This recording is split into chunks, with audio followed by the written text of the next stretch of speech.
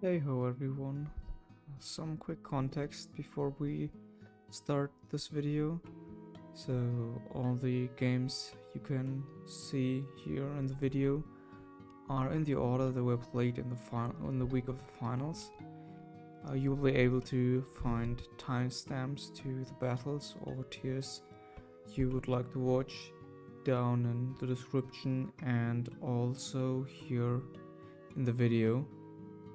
We've done a lot of videos already on all the different tiers featured here, so if you're interested in seeing more of that, and also the some specifications, what makes each tier special, what to look out for, common team structures and stuff, all that is discussed in depth in these other videos, but you'll be able to understand what's going on here regardless if you have like basic knowledge of competitive Pokemon and played a game or two. So have fun with the video. Hey ho everyone, and welcome to this video for the in-depth analysis of the finals games from UPL 12, starting off with the advanced Ubers game played by Heysup and shitrock Enjoyer. Today I'm joined by a Qwylthulg, and I think I mispronounced it again, Qwylthulg, and Qwylthulg. MM2. Hello. Hey. Yeah. So let's best just jump right into the game.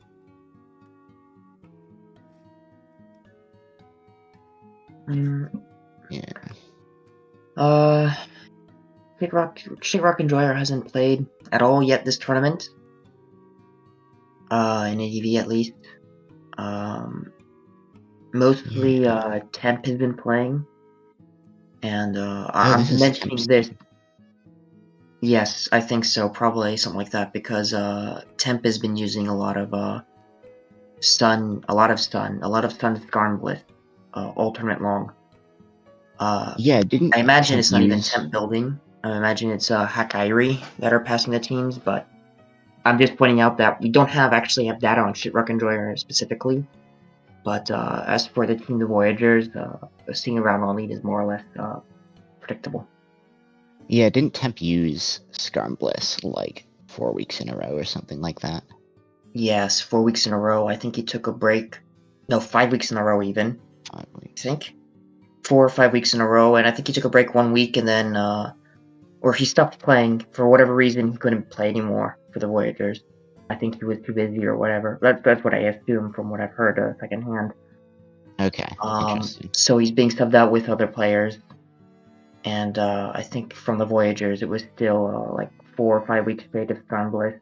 1 week did something else, and then went back to Skarnblith again. Yeah. Let me think. I think I remember. I'm trying to remember what other tour I was prepping versus Temp in, but I seem to recall in maybe ALTPL, they played like Metal Axe like every week of the tournament. So I wonder if that's sort of a Temp thing. I think it's just whoever builds for him. I don't think he bothers building for the metagame. He's more of a pilot. But anyways, in this case, it's Shitrock Enjoyer who's playing.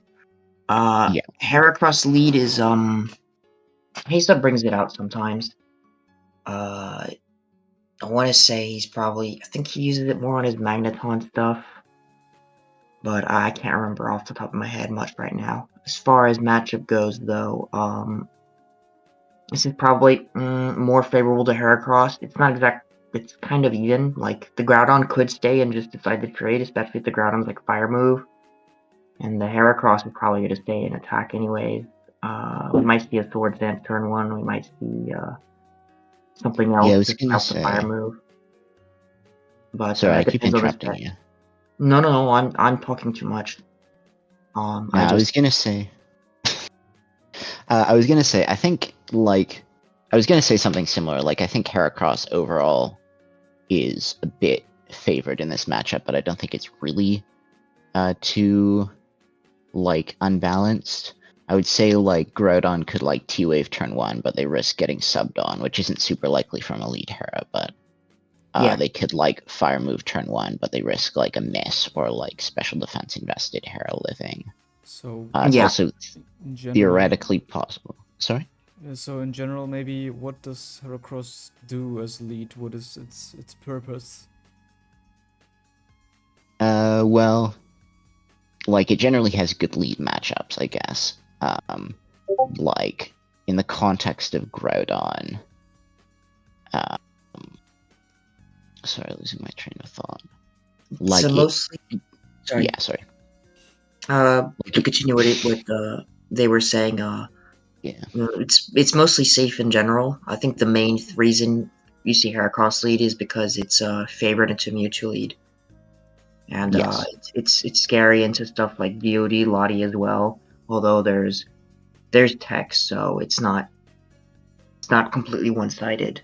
And then it's okay into Kaijus, and it really depends on the Heracross set itself. Like it could be an Endure thing, it could be sub leftovers with 2 attacks or 3 attacks, or it could be choice band. It could be choice band with heavy special defensive vest or whatever. It's very modulable. So how Yeah. exactly does it really win against psychic types? I mean, like Mewtwo is of course much faster than Heracross, and I would assume OHKOs it with psychic, or Most Mewtwo psychic doesn't- types. Yeah, go on. most psychic types just don't run psychic. okay. Psychic is mostly just specifically attack for Heracross, which does pop up, but like it's not something they're going to be running unless they're specifically running it for Hera. Mewtwo can run Fire Blast, which can kill Hera, but not necessarily because Hera can run Special Defense Invest. Okay. That makes sense then. Exactly that. So yeah, we see Swords Dance, and Tem stays in to chip it out or get damaged. Well, that makes sense for both ends because if it's CB Hera, staying in, let's scout what attack it clicks or whatever. So he might not want to go straight to his Skarmory if it's turn 1 focus Blunch. And Swords Dance, of course, for Heysup makes sense because he probably doesn't fear a one-hit KO or much from Groudon. And clicking Thunder Wave can be kind of risky because of Guts or Substitute or whatever. Yeah. So, now we see Skarm, so that confirms that once again we're seeing Skarmbliss and Magneton. In Magneton, yep, sorry, yeah. So that confirms 2 things: that yes, when you see Heracross coming from Heysup, you're probably going to see Magneton, and the second thing is Voyagers are once again using Skarmbliss Sun, which is I think from the Voyagers, it's I don't know where the line is between reusing a team in a way that's unexpected, because you don't fight, like if someone uses the same team twice in a row, don't expect it the third or whatever. Yeah. But it crosses the point where it's when you see it basically all UPL like this, it's predictable. Yeah, so and I I would mean- say that, I mean, in this case, Heysup brought Mag into a bunch of Skarmbliss and hit Skarmbliss, right? So, Yeah. like, it seemed like the repetition works against them here. So I Yeah. think from this point on, Heysup is sort of favored, just because they've got a Mag and Ferdazi has a Skarm. So yeah, I think prep wise, Heysup was a lot better. He counter teamed the predictable option, and Voyagers didn't mix anything up. They did pretty poor prep, I would say. So what I'm kind of wondering is why the switch into Magneton was done immediately. From what I can tell at least, the Whirlwind would have been a generally good mid-ground move here, so revealing that Magneton might be kind of detrimental, no? It depends. Like some people, turn 2 Spike is really tempting. He could have been clicked Drill Peck. There's a lot of things, and ultimately revealing Magneton doesn't really change anything. This Skarmory can't. It's really risky for the Skarmory to be clicking anything at all before just outright dying to Magneton. And if it stays in the back on game, then Wedge Tech and Heracross. So Yeah, I feel like the only thing Skarm can really do, even with a revealed Magneton, is just try to double against Mag every time Skarm comes in, which 1 means you never get a spike up, and 2 is pretty risky because, like, eventually your doubles are going to be increasingly, like, predictable, right? Yeah. So. And you're not really doing anything because, again, if you don't have the spike up, you double to Magneton. Yeah. And there's just you're not making any progress unless whatever doubling into is just impossible to fit into the team. So a lot of people just end up accepting the spike, the trap. Yeah, they do this. They spike and just let them have the Skarmory. Yep. Mind you, there are a lot of Skarm teams that don't mind getting trapped because the Skarmory isn't that crucial defensively speaking. But based on what we've seen from the Voyagers, all UPL, this is probably a very good trade for Heysup. Yeah.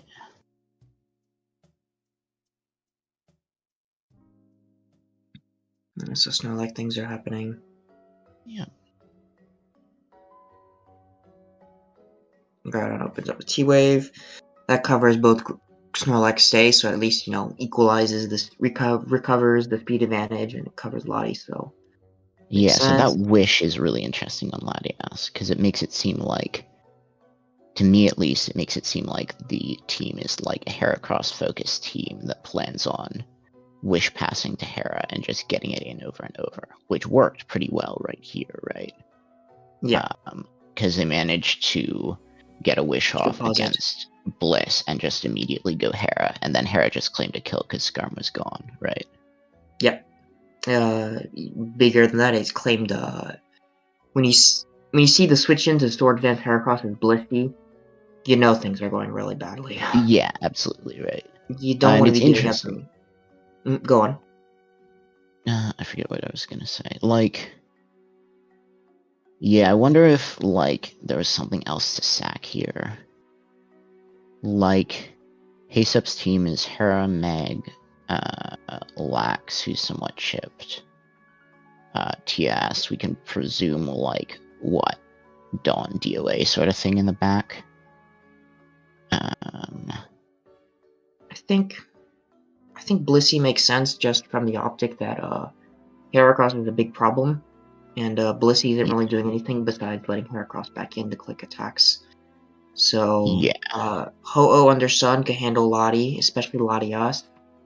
Yeah. We've seen Wish and Dragon Claw, I think, from Latias, so it might not even have Thunderbolt or Thunder or whatever. So yeah, that's Blissey true. is strictly required, so I guess it makes sense.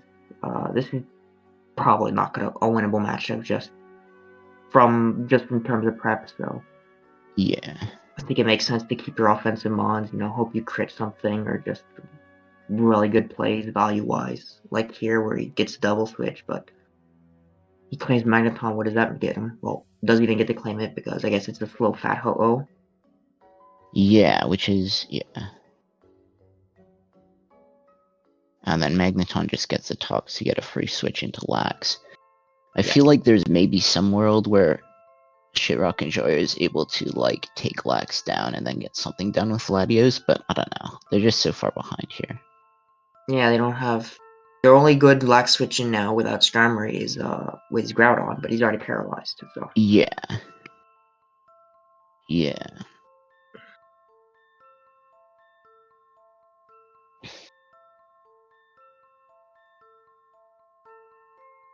Yeah, so this is fairly straightforward. So the last move on Heracross is Rock Slide? Probably, yeah.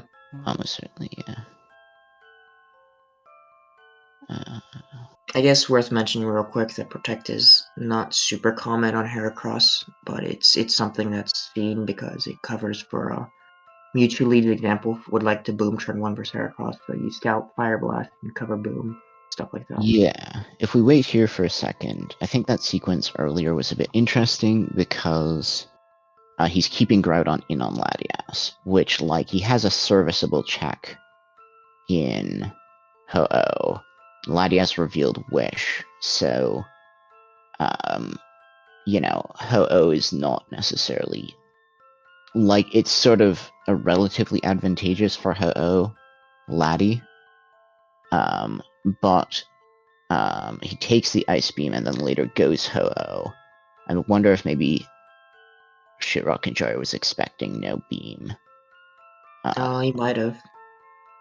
I thought it was Dragon Claw earlier as well, so Oh Maybe yeah, that's what he expected, was just some sort of like recover, calm mind, wish mono Dragon Claw or something like that. Maybe he yeah, was just hoping to get lucky with Paralysis and Rock Slide. I don't know.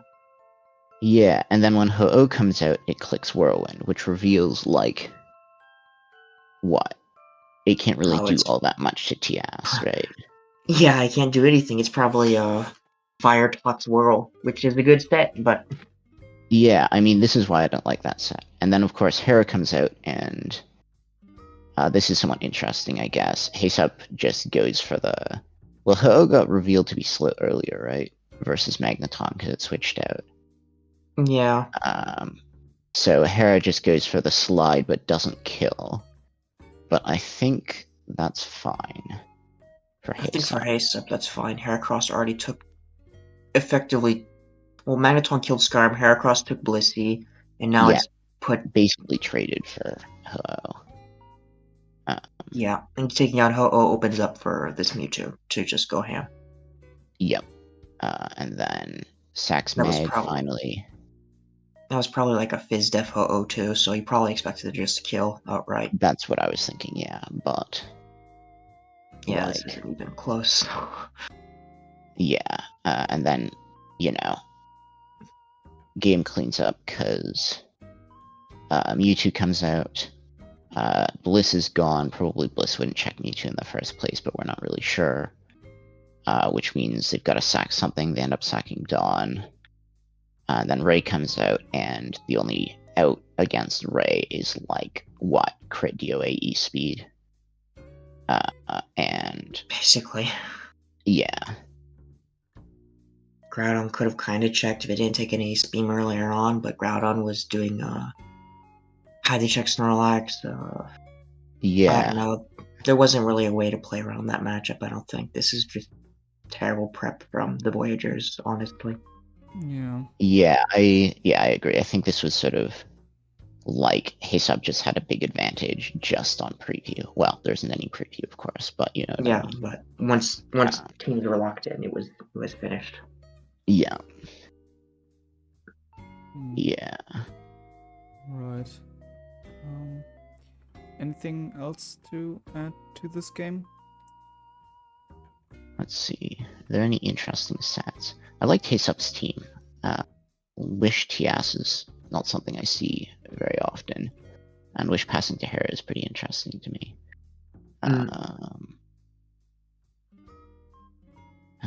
Hera Meg. Relax. Oh, there's no Dawn on Heysup's team. I think Wish makes sense because, like, when you bring out Lottie, they go Snorlax, and then what the fuck you bringing on the Snorlax? Yeah, exactly.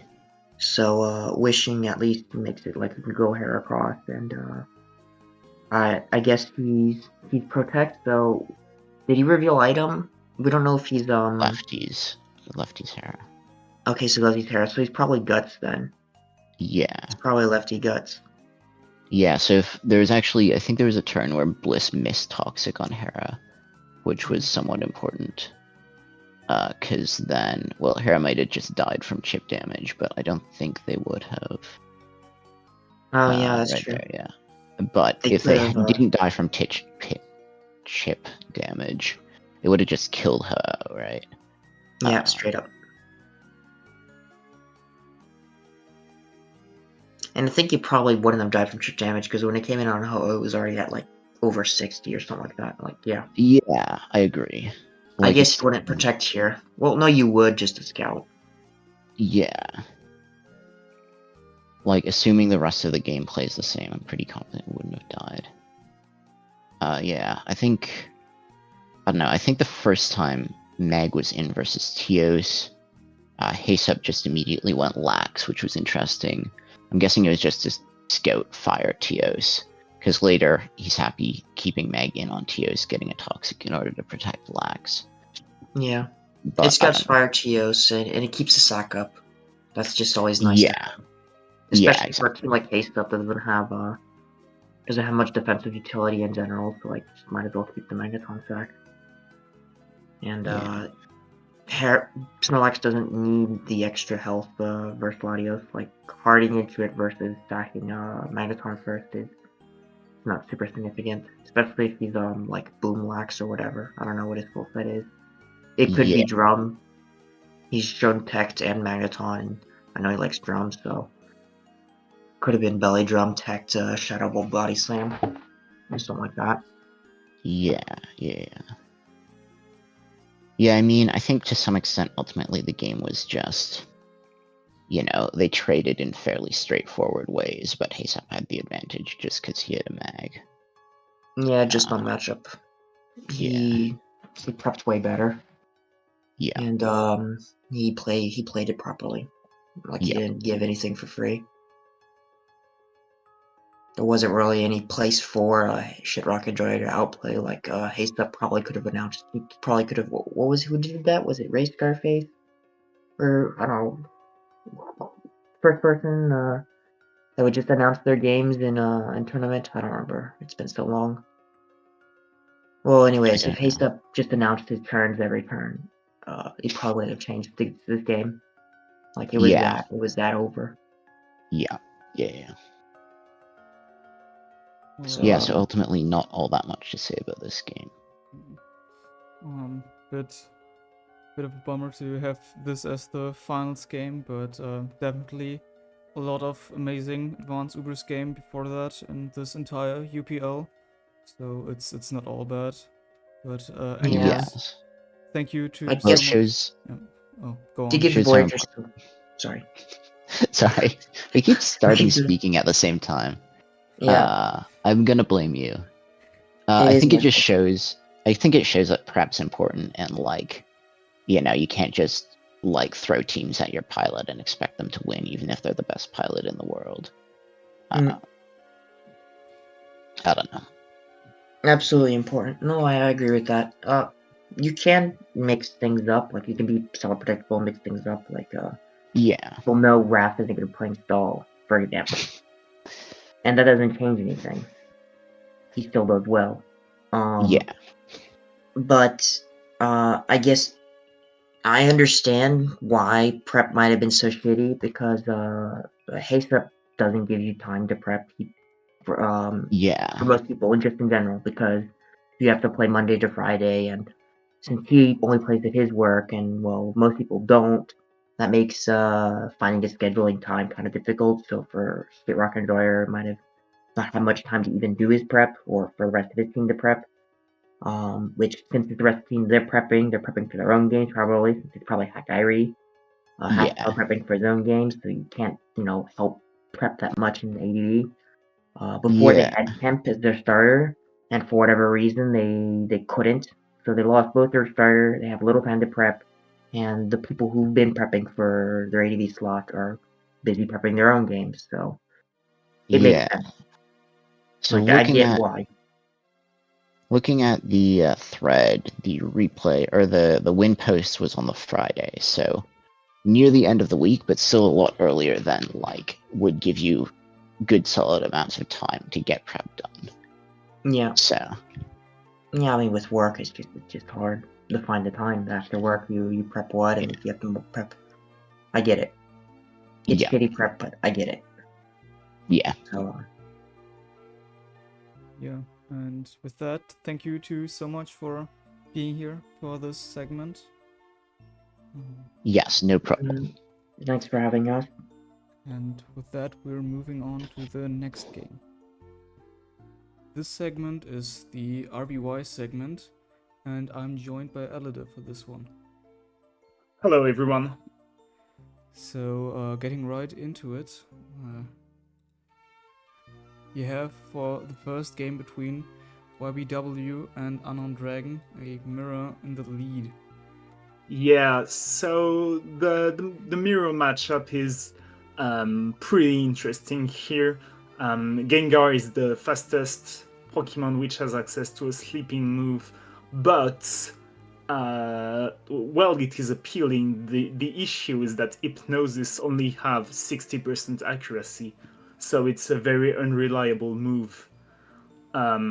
This makes this mirror matchup pretty awkward to play, because while you want to sleep your opponent to, disable hits, the issue is that Hypnosis is a very awkward move to actually hit, and it doesn't have that. There's a speed tie due to, well, Gengar having the same speed as its opponent.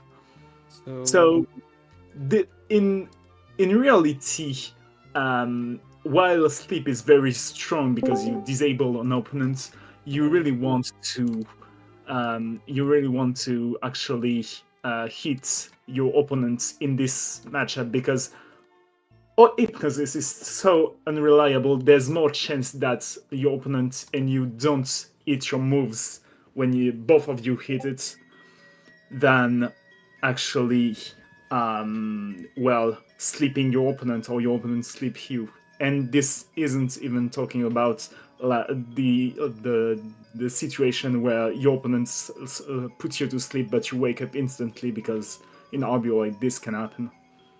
So in this situation, it could be interesting for both YBW and UD to actually hit with Gengar. But, well, this isn't how they played it. And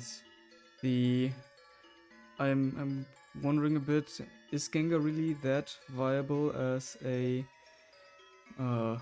lead, since most leads are like psychic types and it really has to hit this Hypnosis, or otherwise it's just a 5v6, right? Well, Gengar also has a few interesting tools in his move pool. It can use Thunderbolt, which hits water types for super effective damage, which is interesting for Slowbro, which is a nasty threat in Ubers. It has Nightshade for consistent damage, especially against things like Mewtwo or Mew.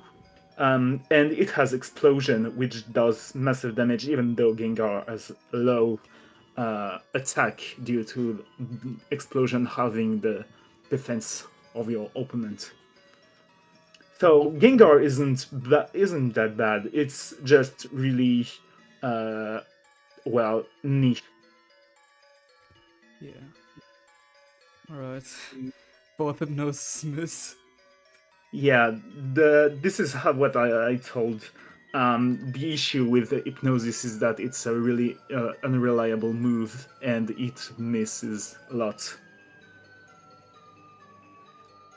Yeah, so Unowndragon switched to Executor to put pressure on Gengar.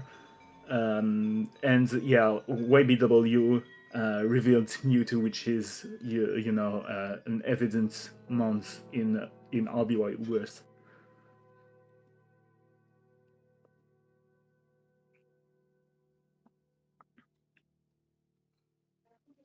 This is an interesting move that UD did, because Executor can never be when it KO'd by Mewtwo, even if it crits Ice Beam. So it could click Stun Spore pretty freely, because Gengar obviously can't really switch into Executor fearing Psychic. So this was a very safe option to click.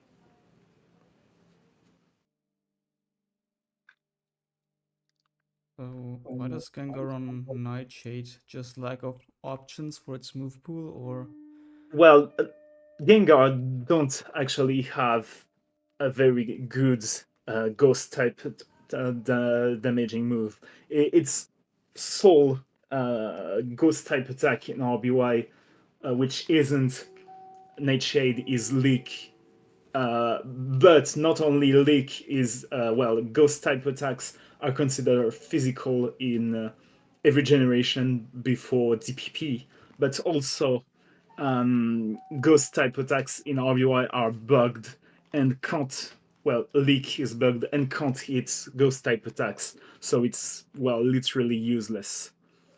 So yeah, Nightshade is basically its sole option as a ghost type attack to deal consistent damage.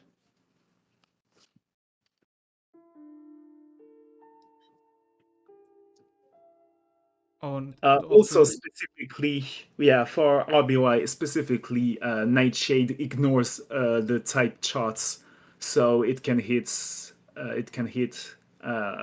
normal type, and its normal types are not immune.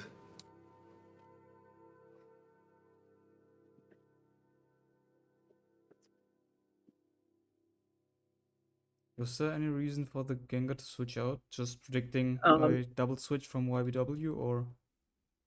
Well,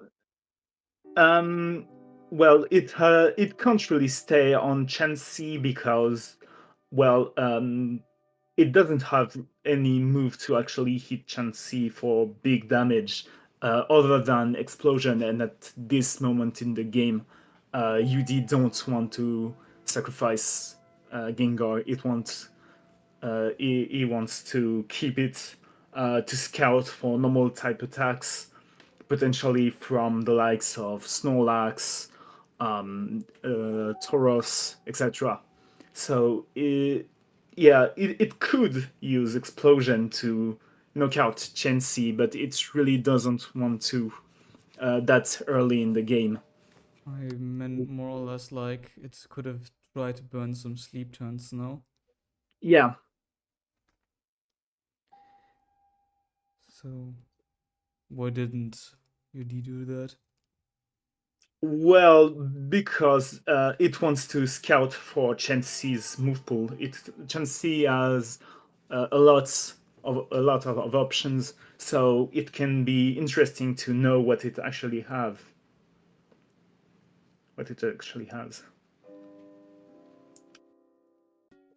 So it reveals that it has Seismic Toss, which means that it probably doesn't have something like a counter, so Snorlax is pretty free. The Seismic Toss also had ghost types? Yeah. Oh, okay. Seismic Toss also ignores type charts, so it can hit Gengar. Yeah, okay, that's what I was a bit confused there. Okay, so, well, UD reveals Cloyster, and it's very rare in in Ubers, because due to the immense popularity of special attackers, especially, well, Mewtwo. So, well, Cloyster is very good to handle physical attackers like Snorlax and Tauros, but here, well, usually you don't want to run Cloyster because, well, there's just too much threat of taking Psychics, Thunderbolt, etc. So it's interesting to see that UD decided to use it anyway.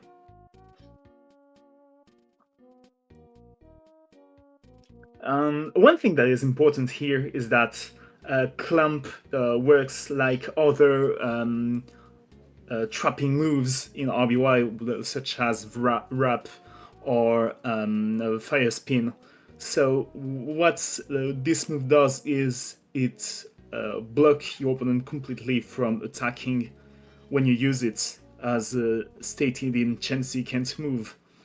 So it's a very safe option to use to lock your opponent if you're faster. And it allowed safe switch, such as there.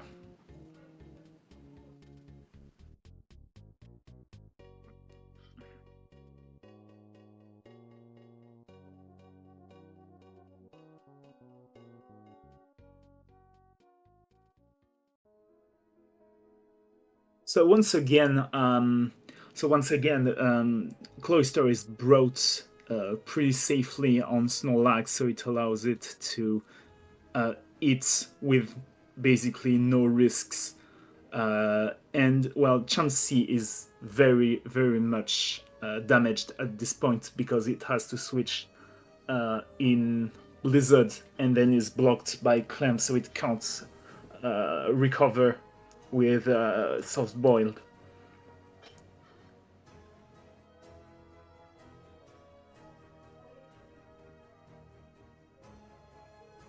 And yeah, basically, well, it's exactly what I said. Mewtwo couldn't move because of Clump, So Snorlax was brought completely safely. This would have been impossible if Clamp wasn't used, and Snorlax would have been very, very hard to bring in safely. This is such Otherwise, a weird mechanic. yeah, it's a very strong mechanic in RBY. That allows UD to KO the Chansey here. And also... Oh, so yeah, something that is important in RBY is that, well, due to the fast and offensive and the fast-paced nature of the tier, a lot of Snorlax are run offensively with 4 attacking moves. And yeah, Snorlax basically revealed that it was an offensive set with self-destruct. So it was allowed to take down both Chansey and then Snorlax with self-destruct. So this is a very strong move, and unfortunately for YBW, he probably didn't expect UD to self-destruct at this point of the game, which is why he didn't try to switch in Gengar, not to mention that Snorlax probably have Earthquake, which hits it for super effective damage and can twit KO it. So, is there like any way YBW can bring the game back from this point? Like, it looks pretty dire. Well, there's something that is said in RBY is as long as you have an unstatused Mewtwo, the game isn't over. Because Mewtwo is just that strong and it can easily snowball out of control if it has the odds. So yeah, the game isn't over, but yeah, at this point it's very hard. Though YBW didn't reveal 2 of its mons, so it may have tools to come back in the game still in the back. Yeah, it reveals Mew, which is an obvious choice.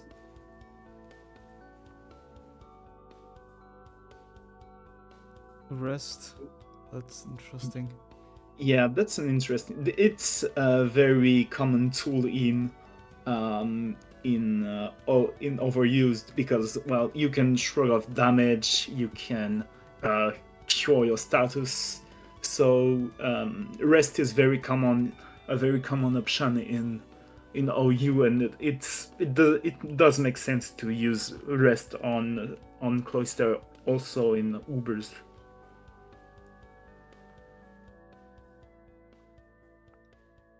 This is a very important turn because, well, not only Mewtwo got a critical hit on Mew, but the special drop means that Ice Beam can KO it at this range without risking to have to crit.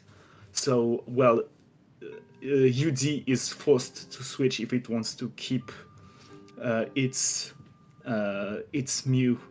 And this is exactly why I said that as long as Mewtwo is in status, it can win. This is one example because its only way to KO it was either to get this or to get 2 critical hits, one after the other.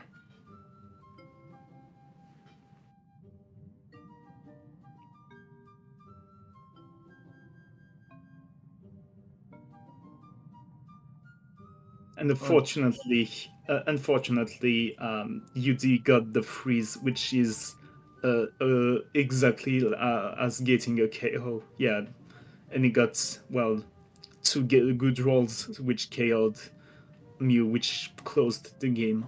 We didn't see the last Pokemon in the YBW team, but it was probably something that can't handle Mewtwo, such as Rhydon or Tauros, which at this range was when it KO'd by Psychic, I think.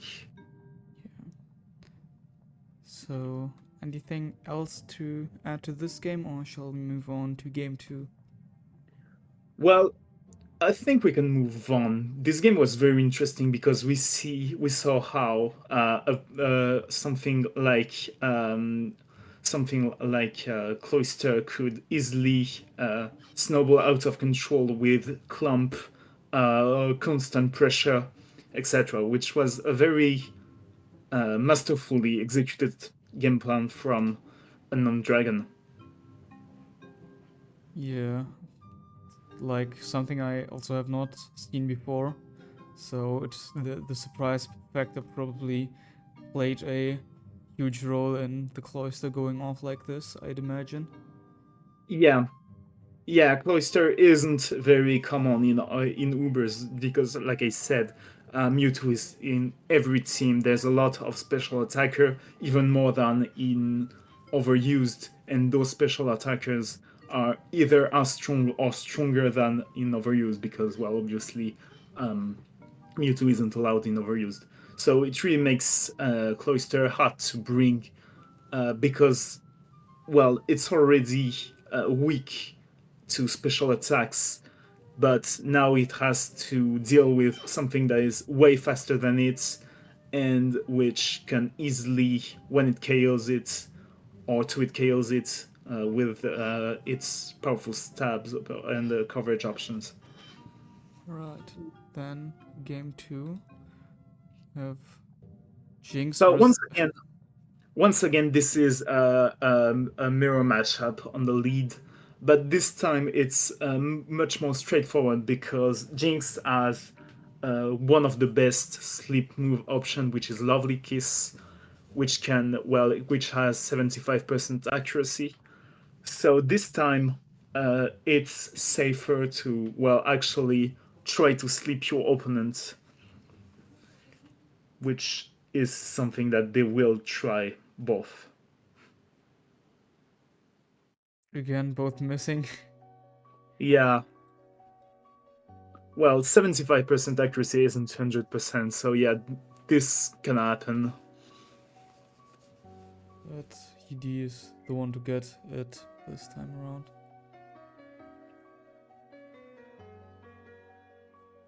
So the Zapdos is revealed, but it really don't want to stay in because, Mewtwo can have, Mewtwo has either Psychic or Ice Beam in his moveset, which can easily, KOs it in a few turns.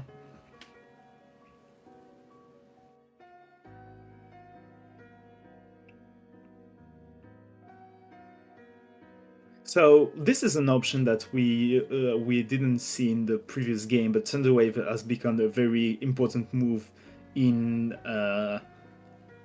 Mew's move set because Mew can paralyze Mewtwo, and with both the paralyzed chance and the reduced speed and its recovery option, actually Mew can win its duel with Mewtwo.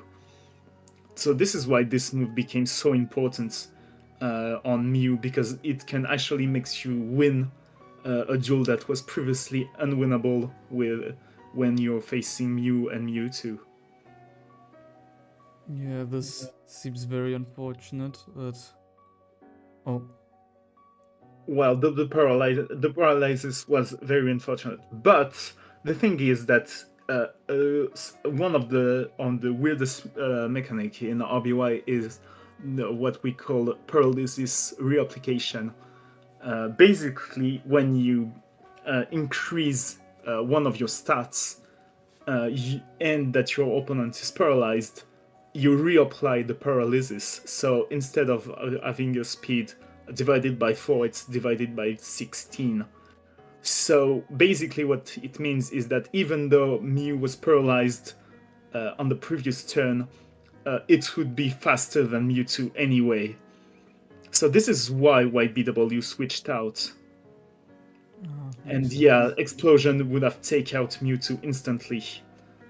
So this was well played by YBW. And UD gets 2 crits.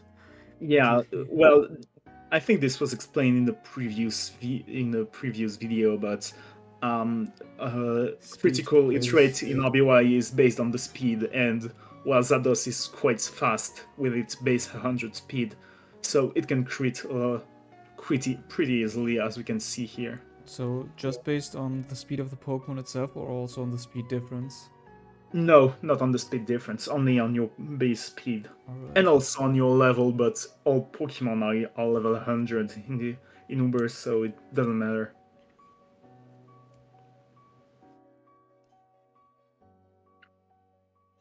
Well, as we can see here, well, even though Zapdos was taken out, Mewtwo is in pretty low health, so it can't really stay in, and UD once again put a lot of pressure on it.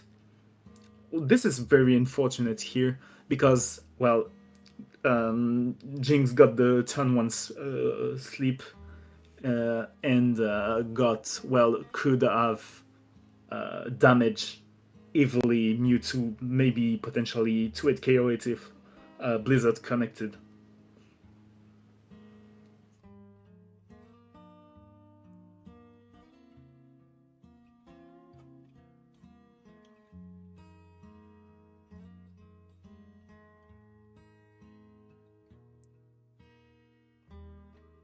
Why did the Tauros? Well, Tauros tried its odds to get critical hits. At this point, YBW is in a very difficult spot because Mewtwo is paralyzed.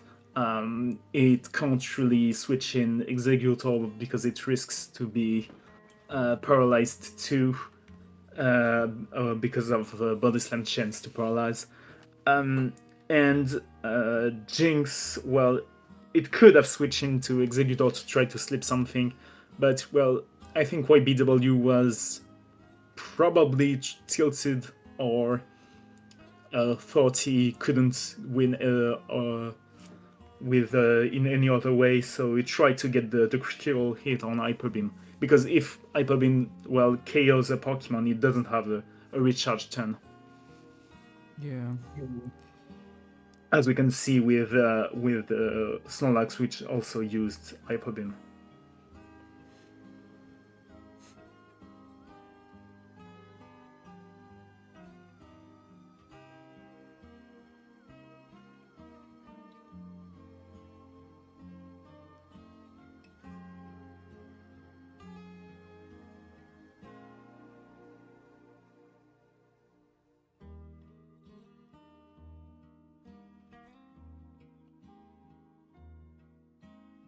So yeah, here we saw something a bit unfortunate because Snorlax could, when it KO Executor with self-destruct, which it didn't yet, but it was a possibility. What is the roll for that?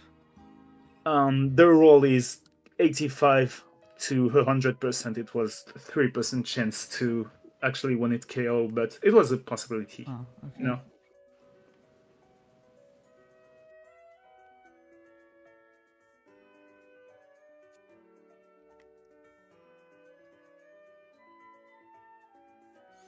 What's the plan right here currently? I think what UD is trying to do is to, well, chip Mewtwo to put it in range of explosion.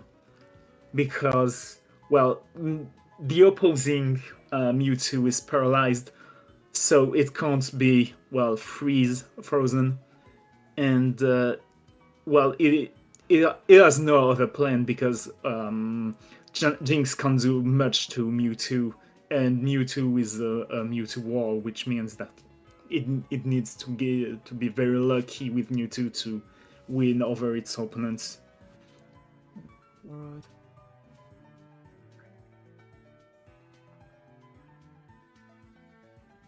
I'm not sure why BW puts Mew, given that Executor is far from being in range of anything from Mew. So, and it can sleep Mew. So yeah, I'm not really sure what it tried at. This is basically a do nothing turn.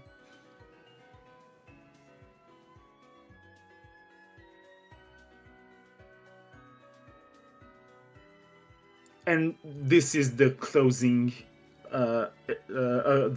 event, because Mewtwo was not in range of explosion. The rolls are 62 to 61 to 72%. So there was a very high chance that Mewtwo, UD's Mewtwo couldn't KO YBW's Mewtwo. But the critical hit basically guaranteed the KO. So could UD have revenge killed right after with the Yeah. own This Mewtwo? was the plan. This was the plan if the crits didn't happen.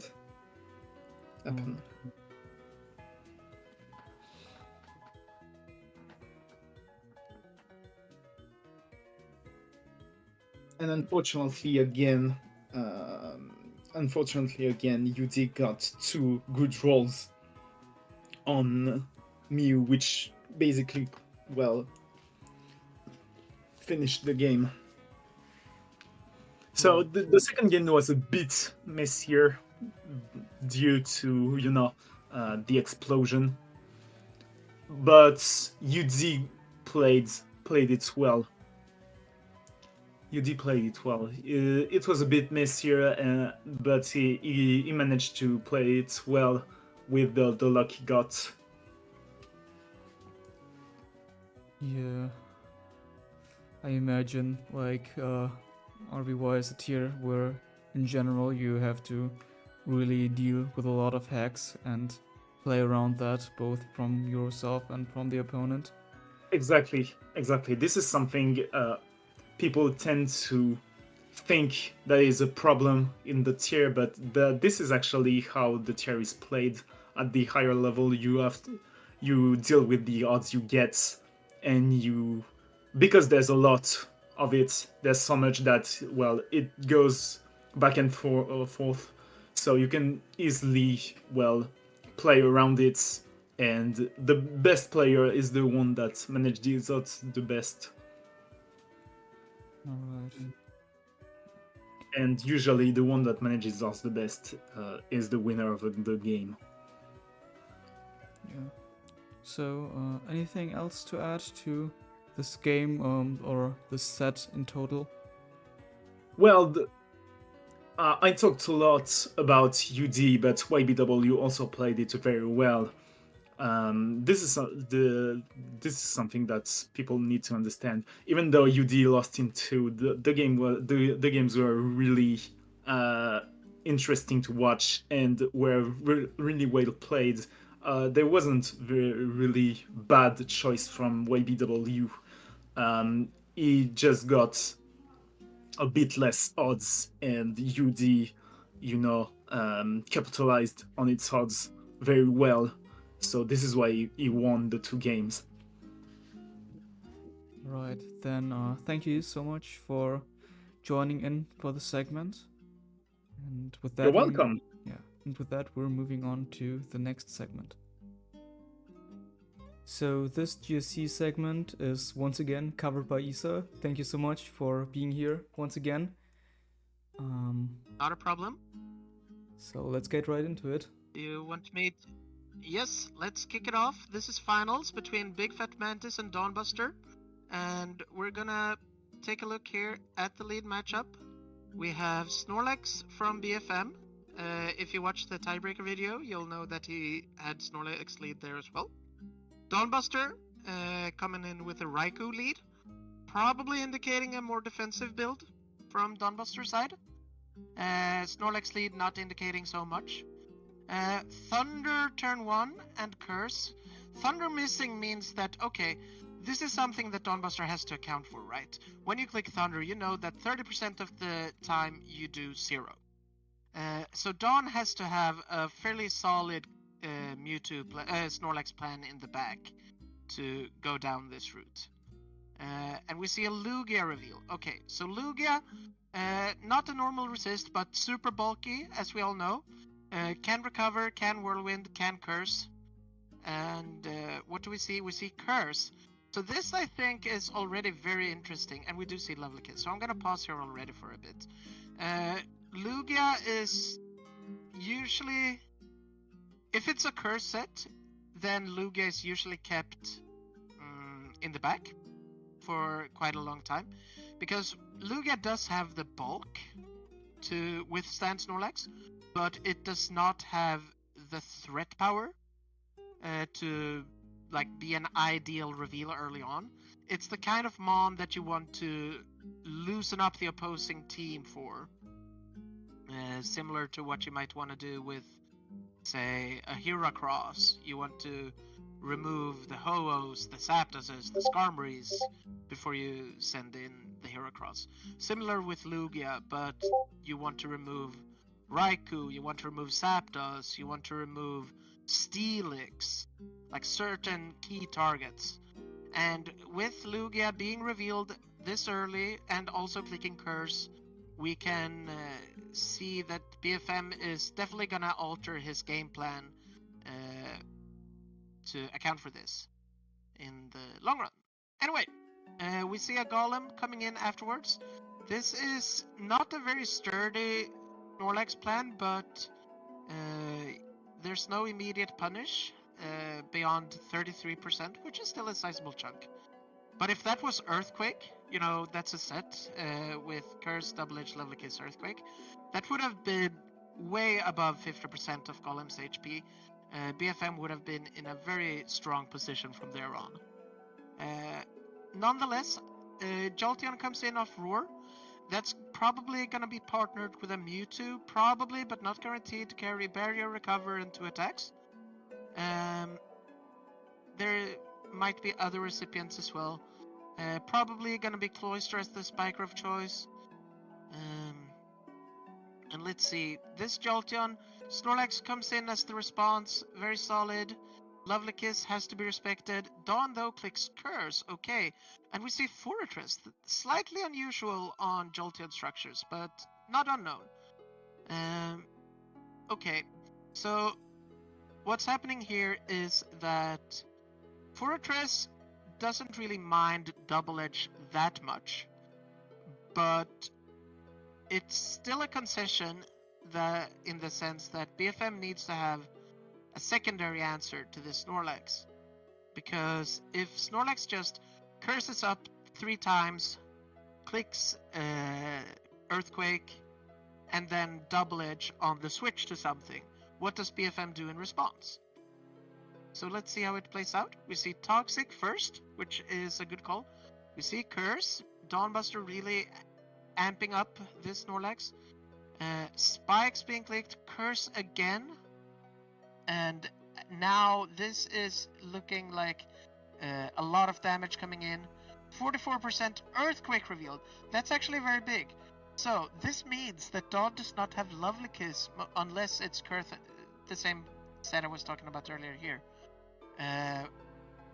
So without Lovely Kiss on this Snorlax, that means that Jolteon does not have to fear Lovely Kiss when trying to set up the Growth Pass. This means that Dawn needs a secondary answer, or even a primary answer, for this Jolteon. And Toxic landing here means that Rest will either have to be clicked at some point, in which case there is no Lovely Kiss, or Rest won't be clicked, in which case you die to Toxic. So I think at this stage, BFM is looking quite good if he can deal with this threat of the Snorlax. And how is this done? It's Rapid Spin time, it's Earthquake again. This Fortress getting really low. This is looking like a mistake from BFM's side. But then DawnBuster makes an almost inexplicable switch. But on the other side of the coin, it's like he knew, because BFM reveals Rest. And this is an unusual set. Toxic, Spikes, Rapid Spin, Rest. This does nothing into anything that can block Toxic, like a Poison type or a Steel type. Gengar, opposing Fortresses.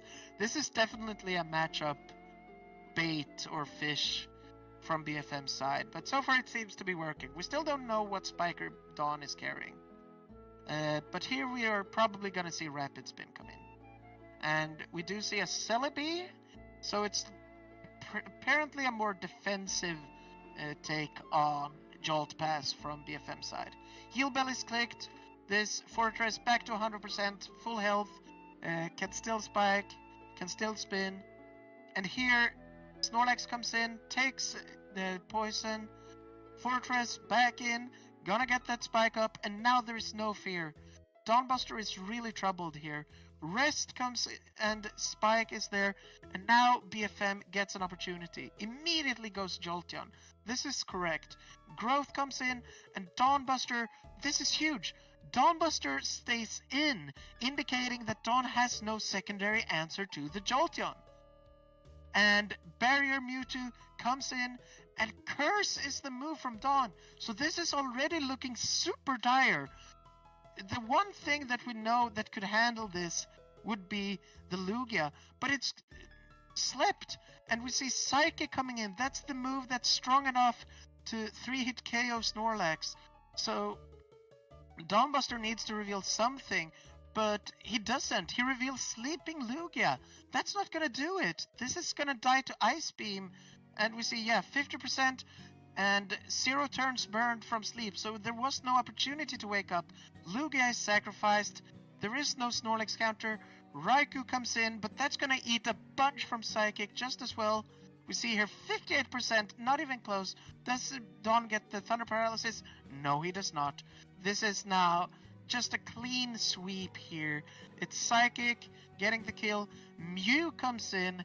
Can Mew do something? Ice Beam, 39%. Thunder, is that gonna get the paralysis? No, it's not. What do we see now? Recover, getting out of boom range. Thunder misses, and even if Mew gets the boom kill here, it's not gonna be enough because Dawn only has 3 pieces remaining to fight. But Ice Beam gets the kill on Mew. Cloister's revealed. Obviously not gonna do anything at all, and it's the forfeit, and that's the clean 6-0 sweep from BFM. Definitely a very different game of GC Ubers than what we saw in tiebreakers as well as semifinals. So was this like really just a matchup win, or what could DawnBuster have done differently here, like not getting the Lugia slapped? But I feel like from what you've told, it's mostly a thing about the team structure being pretty weak to some different kind of mons. So Dawn's movesets here meant that Snorlax could not act as a response to Jolt Pass. This meant that Dawn had to have situational awareness and respond accordingly to the threats. What this means in practice, I believe, is that Dawn should have probably sent in Golem first instead of Lugia. Lugia would still be bulky enough to be able to come in on the Snorlax and recover Curse, etc. to live through that. Having a healthy Lugia meant that you could enter on this Mewtwo and get the Whirlwind. It would be uncomfortable, but it would give more opportunities to break the Jolteon and thus survive. With Lugia being slept, there was only one real option. I'm gonna go to that turn now. Here, the moment that Jolteon gets in, Dawn needs to have that situational awareness that if this is Growth Pass, which it is, we know this, and if there is a Mewtwo with Barrier on the other side, we don't know that, but we can assume it to be, then Dawn needs to have an answer for that. And the only answer on Dawn's team is Explosion Mew. Nothing else does it. Raikou doesn't mind Jolteon, but that's not the problem at hand here. The problem is that you can growth pass to Mewtwo and get 2-hit KOs with Psychic on Raikou. Assuming, of course, that it's not Roar, which I am fairly certain that it's not. Similar story, Mew can enter on Jolteon and threaten Explosion. This would prevent the pass to Mewtwo. Mewtwo would be fairly likely to die. I don't recall the roll exactly right now. But I believe at +0 versus +0, it's Mew favored for Explosion to kill. And Jolteon definitely dies from Explosion. But it's obviously not very sustainable for Dawn, because if BFM clicks Thunder, then Mew takes very well over 30%. I believe Mew would take like 35. It's not factoring in spikes as well. So Mew would quickly become worn down and unable to provide those checking services. So it's really, and Dawn's team is not necessarily very offensively inclined. There are some explosions, but Cloyster and Golem are not so easy to get in on special threats, such as Jolteon or Mewtwo, which is what BFM will be trying to employ anyway. So Dawn can't easily use offensive pressure to break through this. If Snorlax was able to break through this fortress, then that could have been an opportunity, but that did not happen. So I think that this was, if Dawn wanted to use this exact set of 6 with these moves, then Dawn needed to play this game in a slightly different way. But even with those different plays in mind, it would have been a very, very tough battle. Yeah. Alright, so thank you again so much for doing this. Do you have anything else to add? No problem. I want to promote GSE Premier League, which will start in a bit over a month from now, I believe, around the September-October shift. So if you are interested in GSE Ubers, be on the lookout for signups for that. And beyond that, it's been a pleasure to be on here to spread some insights into GSE Ubers. I hope that those of you that have watched these videos and have listened to my commentary have found some interesting takeaways and have found something that you find is exciting about this generation. Thank you for having me. Yeah, also, as always, awesome to have you here, and with that, we will be moving on to the next segment. So this is the SS segment, the game between Icemaster and Lotiasite. For the segment, I'm joined by our dear team leader, Sir Aberforth. Hello. And with that, let's just jump right into the game. So I would assume that there are a few quite strange Pokemon in here. Frostlass and Weavile I don't think are too common. Weavile's not too common. There are 2 styles of Weavile in SS. One of them is Choice Band Weavile, trying to take advantage of Beat Up. It is not Choice Band Weavile on this team because you need Mons with a lot of attack and you need them to not die, so it doesn't work with the Suicide lead, basically. Frostlass is weird. You don't see many Frostlass. The idea is that it's better than other HO leads at maintaining the hazard it sets. So, like, it's harder to get rid of the spike or the sticky web or the stealth rock or something. Frostlass makes it harder to get rid of that than any other Suicide lead does. But it does mean that it has a relatively poor matchup into other Suicide leads like Slurpuff. Sticky webs into an opposing HO without the ability to prevent webs is not an ideal matchup. And from preview, I would say Ice has relatively good odds. Loti should not lead the Frostlass here, though. He should lead the Weavile, because Weavile's triple axle has a chance to KO Frostlass. Not Frostlass, sorry, Slurpuff. And so prevent the webs going up. If there are no webs up, this game becomes substantially easier for Loti. But this is an instance in SS where this is HO versus HO, and it's just going to be a case of who can break through first. It's not going to be a particularly long game from preview. Yeah. And another thing, maybe I didn't notice it at first because it's a legendary, but I think Zekrom is also not too common, right? Zekrom is not the most used, but it is very good, is the thing. Like, Zekrom is not a mon that you can just ignore in SS.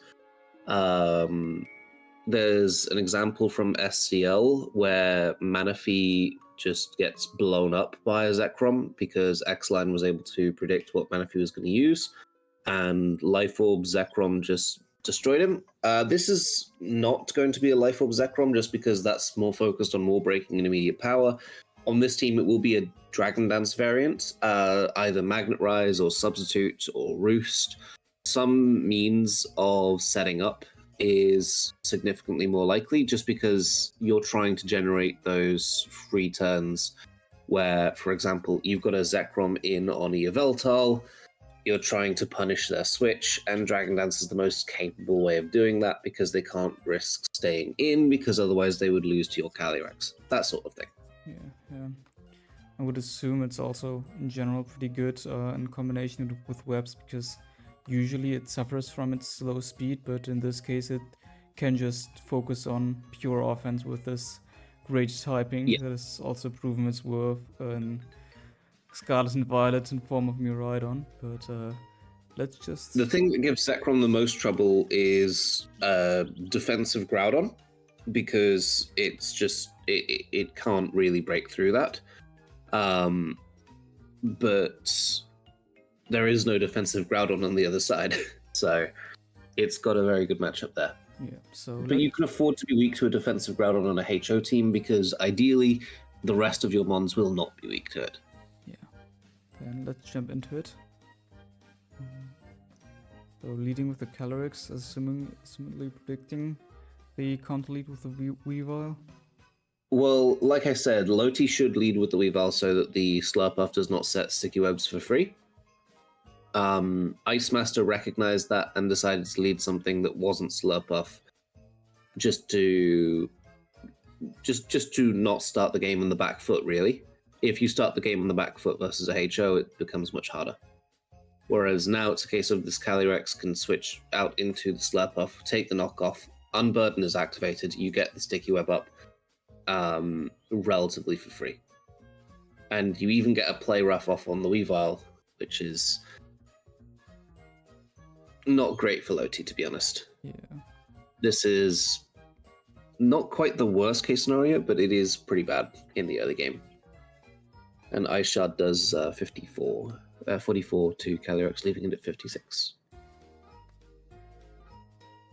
Life Orb Calyrex is becoming increasingly common on HOs, where the idea is that you can just annihilate a Yveltal, ideally for one of your teammates, generally speaking a Groudon, to have a much easier time breaking through when there's not likely to be another flying type left.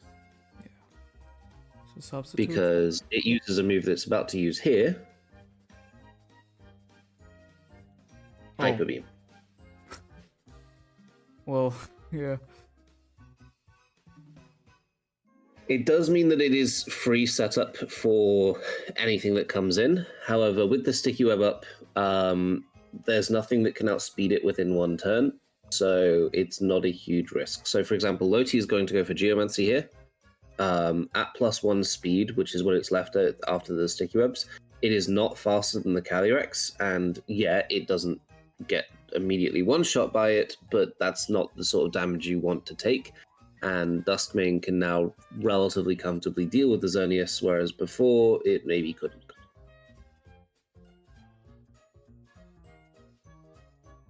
The Frostlass is Thunderwave, which, again, it's trying to optimize its ability to maintain a spike.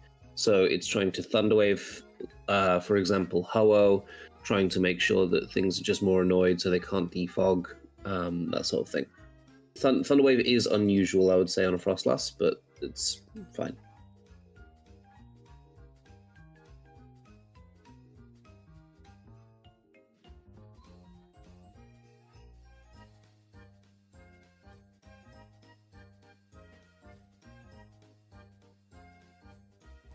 And upon seeing the full moveset, the Frostlass is quite weird.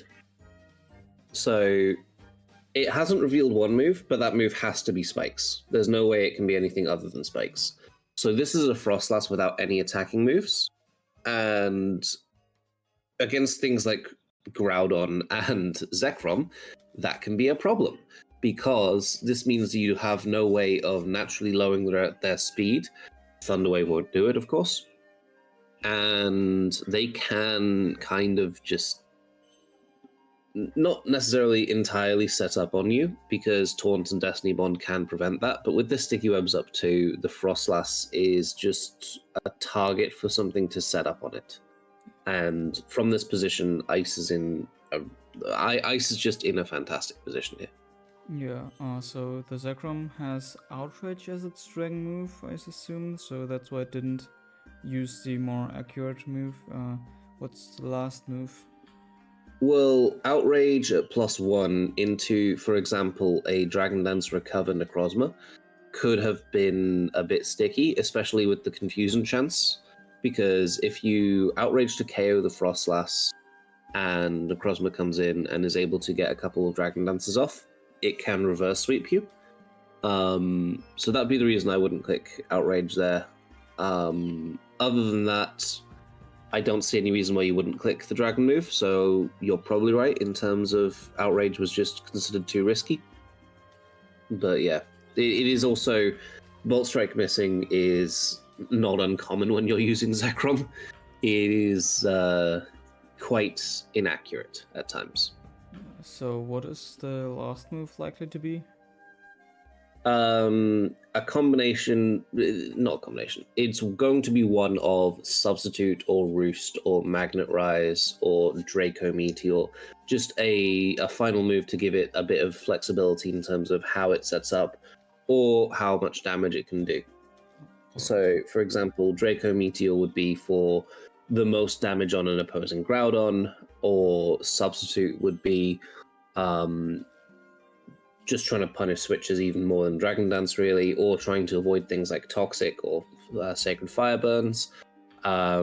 Roost to give it a bit of longevity, not necessarily probable on a HO team, and Magnet Rise just so that it can continue setting up on ground-type Pokemon like Lando T and Groudon and stuff.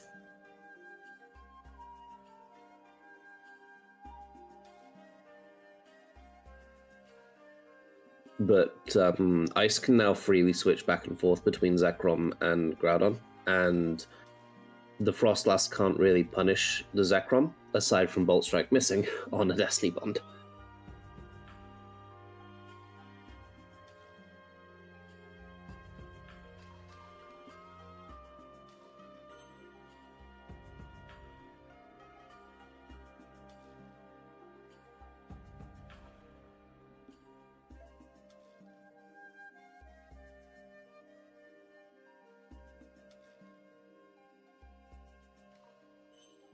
And now this is just a case of Loti and Ice are playing a small game where they're just seeing who can end up in the most advantageous position in the end. And the Groudon is faster than the Frostlass and hasn't Swords Dance off. It misses a Precipice Blades. A lot of misses, yeah. This Frostlass should be should not be alive still, but this is a position that Icemaster realistically can't lose.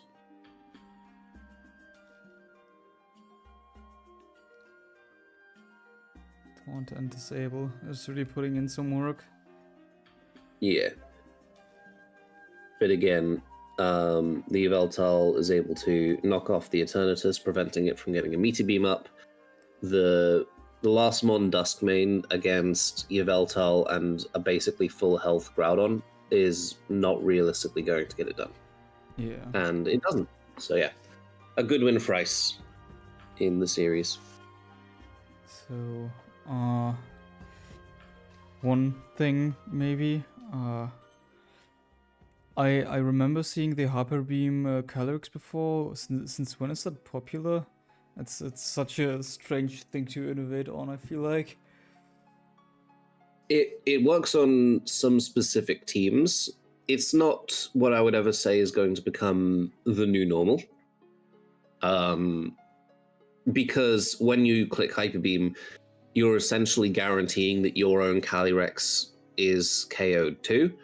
It's essentially just a case of this is a way of going exactly 1-for-1 with Yveltal. Technically, there are ways it can live. Obviously, if it's behind a sub, if it's something like that. So, for example, if you pause, on one more, this turn he subbed.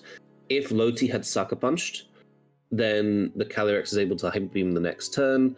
It has a sub up, and it is able to effectively live. Obviously, it lived in the game, but that's because the Xerneas tried to Geomancy up. But generally speaking, you're just trying to go 1-for-1 for Yveltal, and then trying to take advantage of the lack of Yveltal with the rest of your team with things like set up Duskmane, set up Groudon, Zekrom in some instances, just because knockoff can be annoying. Kyogre can be annoyed by Yveltal's knockoff. It's just a case of, okay, I know that Yveltal is able to deal with me all the time. I'm going to trade my own Calyrex for their Yveltal. Yeah. I think the Froslass not having an attack move here was also pretty detrimental, because that kind of didn't allow Lotiasite to switch into it and take advantage of the... It was a bad position regardless, to be honest. I don't think having Icy Wind over Thunderwave truly makes a difference to how the game would have gone. It's more amusing that it just prolonged the game as Ice was trying to find the right turns to set up without risking Destiny Bond and stuff. Yeah. So, what do you think Lotiasite could have done differently here to win the game? I think he had to possibly... What do I think he could have done? I think turn one, it's hard to say because it is turn one, but he has to keep his nerve a little bit more in terms of not knocking off the Calyrex immediately, which is hard because it could easily be Focus Sash. But if you're able to Swords Dance on this turn, you can give yourself a lot of momentum that can really help carry you through the entire game. Because if you Swords Dance on the Slurpuff switch in, Triple Axle would KO it. It would heavily dent anything else that came in too, and you'd still have a Sash Weavile at full health. Beyond that, I do think there wasn't realistically much that Loti could have done, and clicking Swords Dance on turn one is a big commitment when the Calyrex could easily just, Draining Kiss and 2-hit KO your Weavile. So I do get why he didn't go for it. Beyond that, maybe there was a path with Yveltal or something, but I just don't really think that there was much of a chance there, to be honest. Yeah. So wouldn't the Triple Axle have killed the Calyrex as well? At +2 it does, but at +0 it does not. Alright. So Triple Axling this turn does not KO Calyrex if it does stay in. And even then, it's a roll to KO the Slurpuff. It's a possibility you need to hit it on the second turn anyway. Swords Dance is, generally speaking, if you think they're going to switch out, Swords Dance would be the play. But it's a hard move to click. I think most people would lose this matchup, personally. Alright. Then, thank you so much for being here. And with that, we're moving on to the next segment. No problem. So for this segment, we are watching the DPP game between Rob Jr. and Susciety, even with the call. Yeah, I'm joined today by Inspirited and Susciety. Hey, what's up, guys?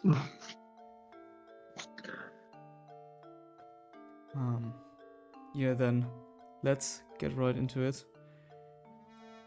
So... Oh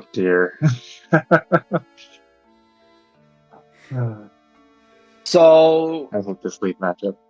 yeah, so normally you would think that Deoxys Speed has advantageous matchup versus Dialga because one, it could run superpower. I'm not running superpower on this DOA, sorry. And even then it's kind of whatever because I can still get up 2 layers of spikes on this lead. As you're going to see later on, this does not go well for me at all. Well, Dialga tells me that there's an absolute boatload of just value behind it, because this needs to be here. It's not going to be here if it doesn't need to be here. Yeah, Like having a Dialga in the back end.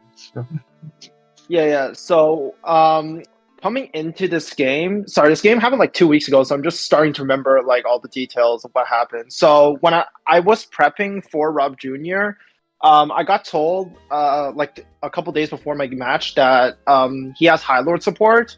So when I saw this lead Dialga, the first thing that came into mind was some type of Ogre Zong offense with like Choice Band Tyranitar. That's exactly the team that he brought into me last UPL with Lead Dialga. So that's the first thing that came into mind.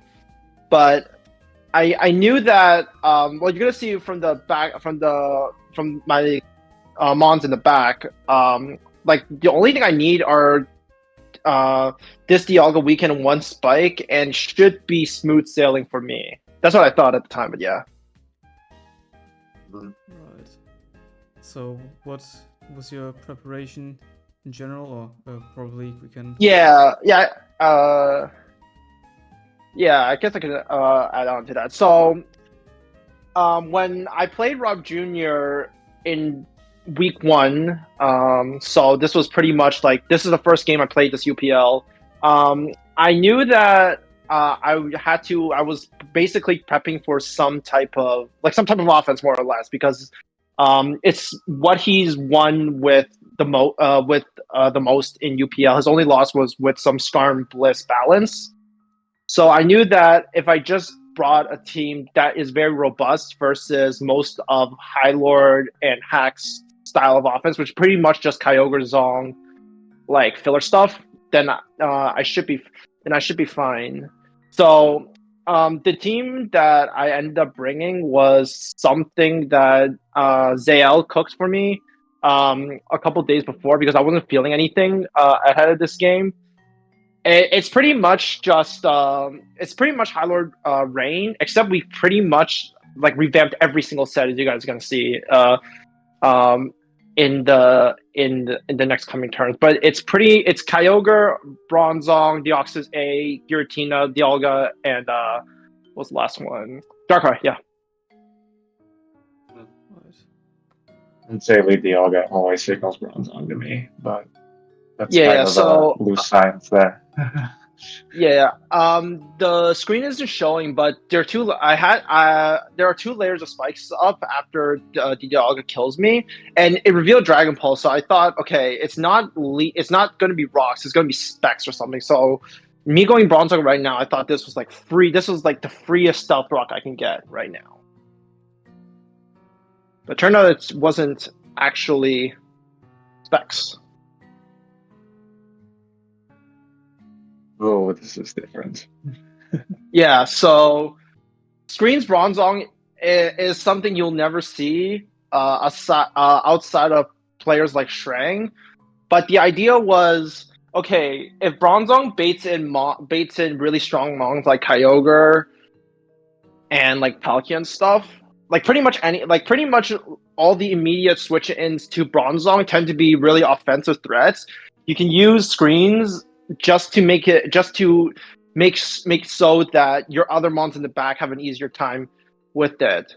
But yeah, so right now Rob Jr. instead decides to go into his own Bronzong just for early game rocks.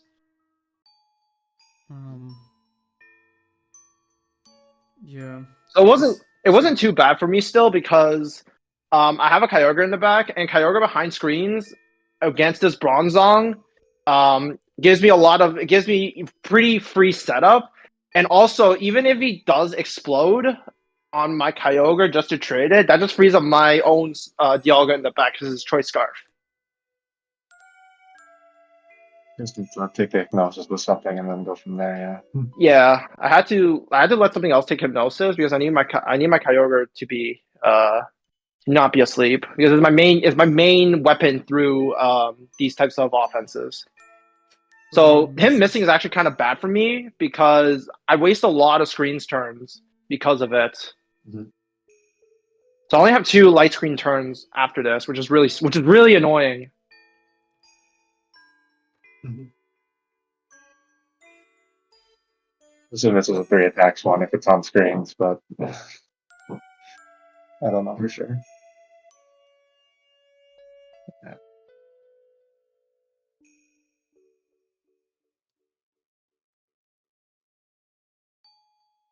Once that happens, that's never fun. That was really unfortunate because I needed this Dialga out the way, and so I can, and also just to see how he revenge kill it. Usually, I thought that his best way of revenge killing it was with Choice Band Tyranitar or something like that. In which case, that's great for me because it would result in his team only having special attackers to revenge kill me. Because the last 2 are Latias and Kyogre, Latias and something like that. So yeah, unfortunately, I basically lose my Kyogre for nothing. Yeah, that was a really unfortunate sequence here. Yeah. Yeah, just misses. Just for context, that Hydro is destroying Dialga all the time. Too. Like, yeah. I was Lum as well.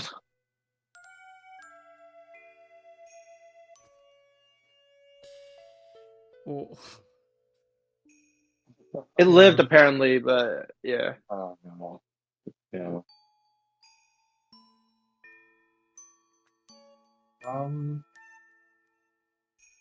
I didn't really have a choice at this point. No, this game is pretty. This Dialga's gonna end up racking up too much. I think there's not. Yeah, much you can do about it. I pretty much claimed. I claimed 3 Mons, 3.5 now because Bronze and Gloria have HP. Mm.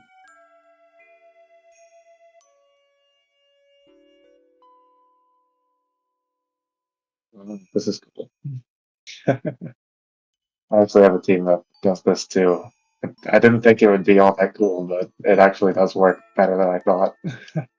Yeah, like even during test games when I was using the screen scenes, I was getting luck like crazy. Like Latias keep critting through my Kyogre. I keep missing my Hydro Pumps, which is like the main issue I had when I was testing this team. But like when I don't get lucked, I could usually get like 2-3 kills with that Kyogre behind screens and CM. But yeah, unfortunately that happened. Unfortunately, that entire sequence happened. Yeah.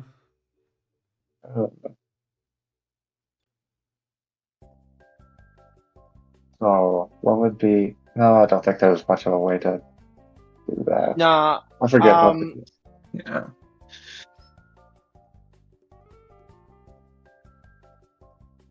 Everything's just dead now. Yeah. There's no way a Bronzong's gonna get through. I wasn't. Yeah.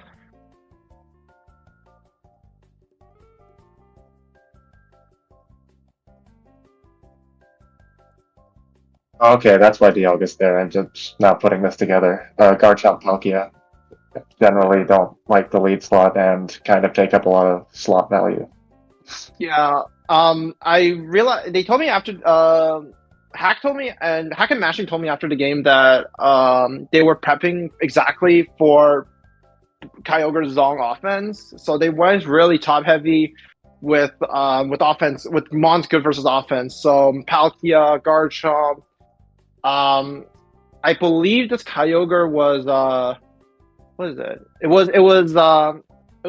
It was CM. I think I have the team pace on my computer, but I'm not home right now. And and what's it called? And the last, well, I don't think I need to. I don't really think it's appropriate for me to reveal. But yeah, they went really hard in on offense and completely kind of forgot about like the bulkier matchup team. So like if I brought, for example, T Spikes, like it was pretty much over on team preview, just because I'm pretty sure the last mon was also weak to T Spikes. So I got 4 mons weak to T Spikes. I just need to shuffle around and I was fine because he didn't have spikes. So yeah, unfortunately I got the short end of the stick in this matchup.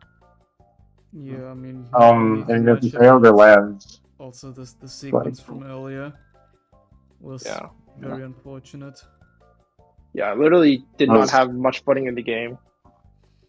So what I see here is if Kyogre lands, then Darkrai is actually quite the threat to everything here if the last is what I think it is on Rob Jr.'s end.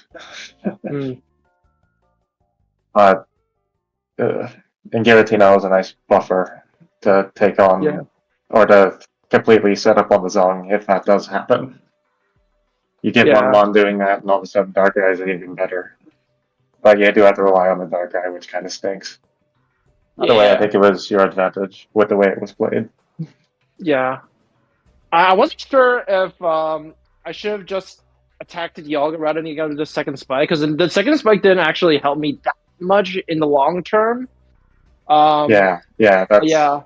I Like I didn't. agree. But like I my think you only, should have attacked it. yeah, my only moves are hitting. My Musa, my Deoxys was Thunder, Shadow Ball, E-Speed. So the best Oh, move okay, never mind. would be just thundering, but like even then it would have just put like the Dialga into like Darkrai Focus Blast range, or maybe even make it a roll so that I just need to hit one Hydro versus the Dialga. I don't know, something like that. Yeah.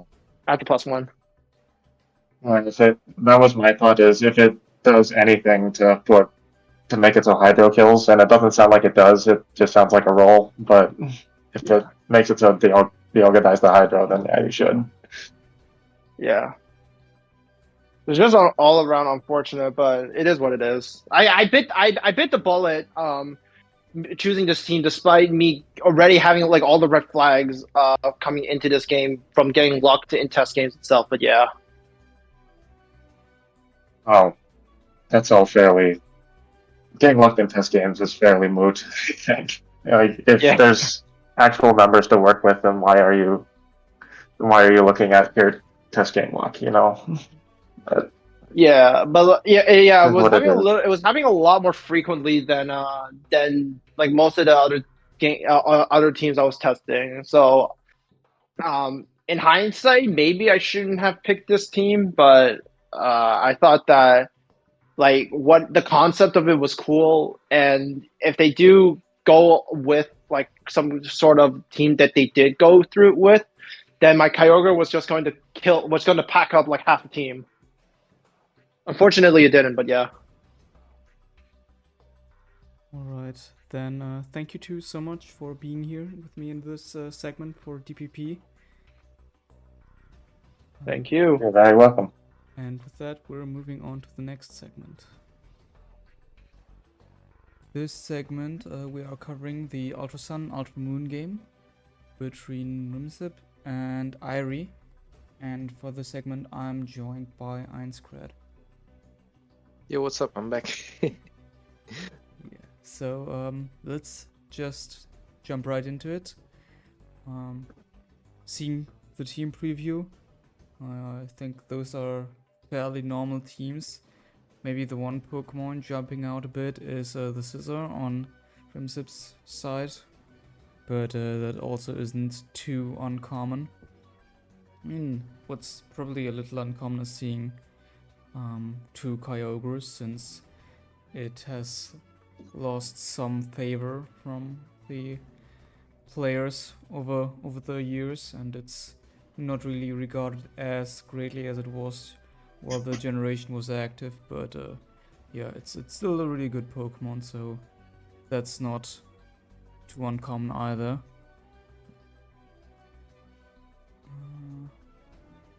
Yeah, I pretty much agree. I think the most unorthodox mon that I see in preview is the Scissor.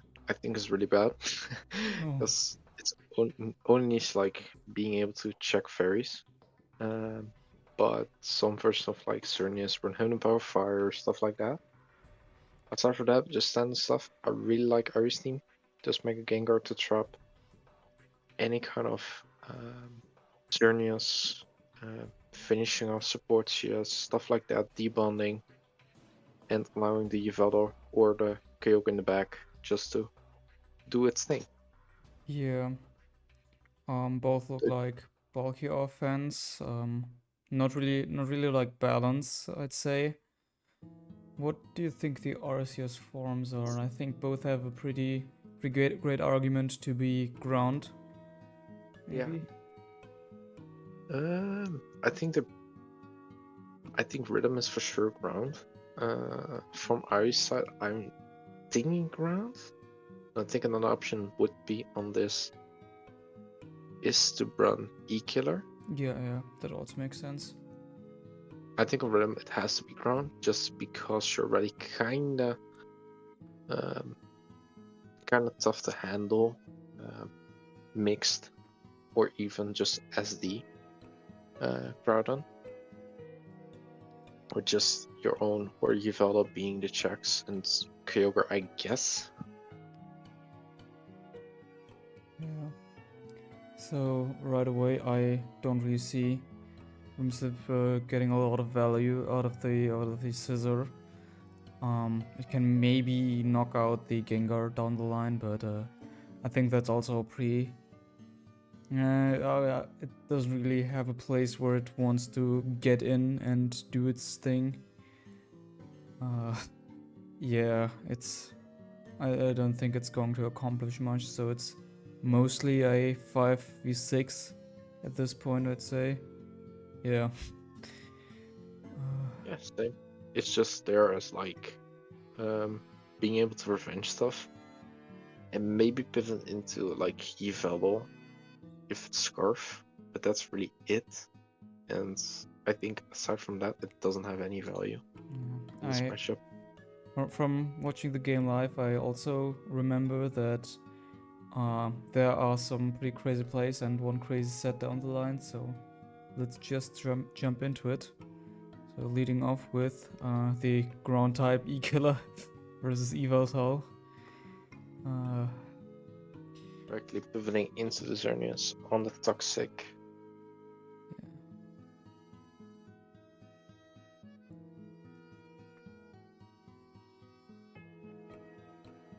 Also, is Ground coming back and finding the opportunity to set up rocks here, if it is the set or just judgments. Yeah. Safe play. Yeah. Also, I think that Ice Beam is pretty massive. I don't know if you're there yet.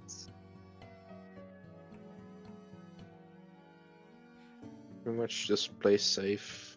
Go Arceus ground, try to judgment, try to kill that beat on.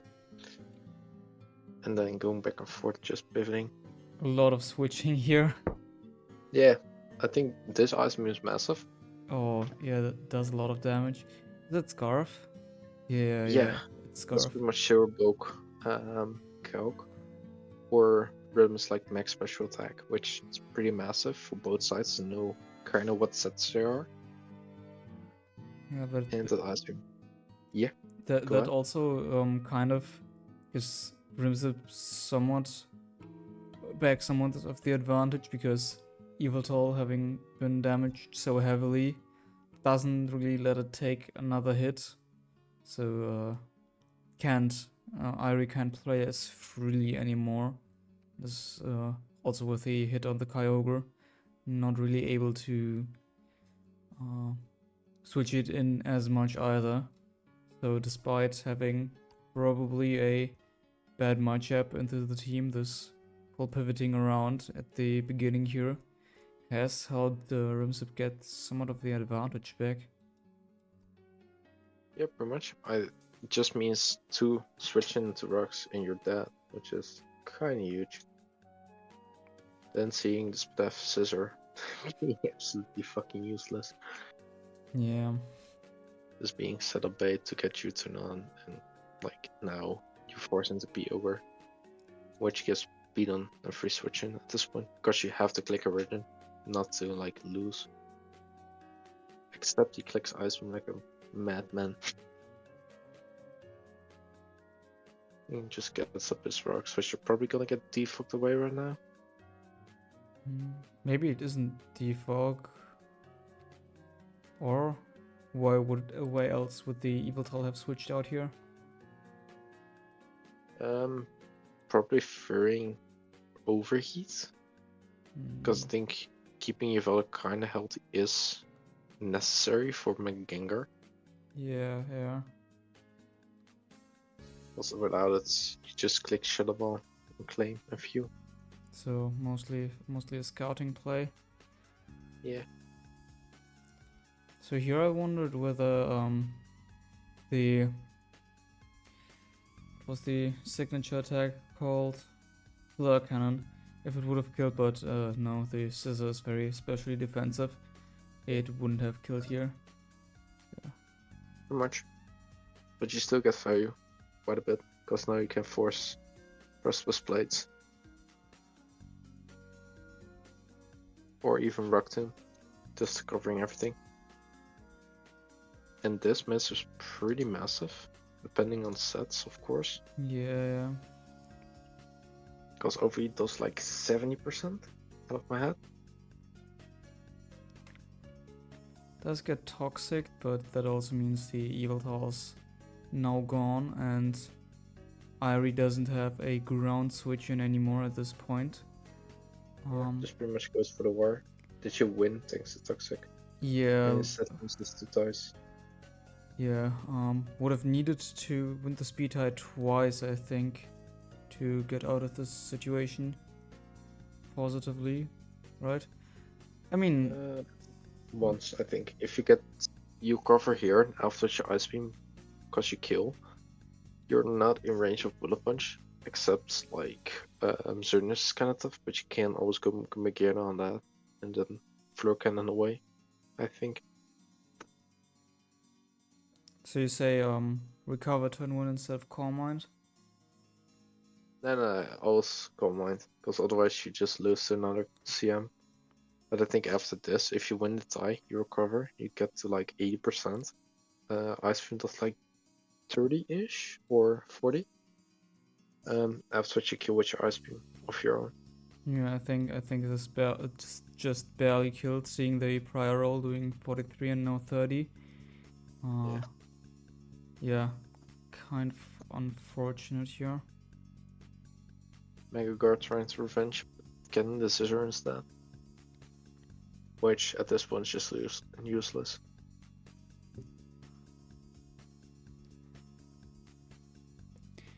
Or if you held trying to revenge. Also revealing that CERN is probably not Scarf. Which pretty much good to know. That you have to be careful around Geomancy now that you know that you follow Scarf. Yeah. After Kyogre just claiming victims. Now getting value from Kyogre. I don't know. I think it's whack, but I think it's also for the rolls into Megera. I think that's why he went for it. I think. Because I think Geomancy does like 70% to Megera with Focus Blast. So pretty much another 6%, meaning you're at 80, and Givaldo probably chips like 16 to 20% with Dark Pulse. Sus. Meaning you can go for Geomancy win. I think that's what he's going for. Yeah, at this point. I suppose, but that's also a lot of damage on For sure. Here. People are coming in, trying to revenge. Yeah, and this Darknim Z. Yep. That was I don't think I've ever seen that. It's good. for sure into like more fat stuff. Does a lot of work. But that also means that this has Benevolent Fest, because otherwise you ain't willing to eat that Fleur Cannon. Again, I'm doing its own thing. Word swapping, trying to get another Fleur off, trying to crit.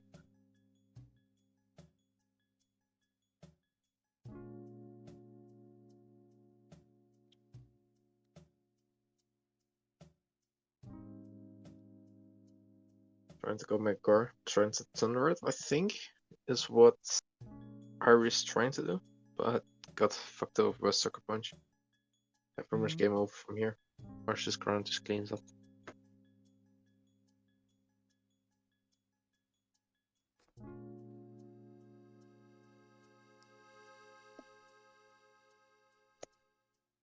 I am wondering though, like at this point, Yeah. wouldn't you just Fleur Cannon twice and then hard swap? I think the thing you gotta consider at this point, if you go for the Flurken angle directly,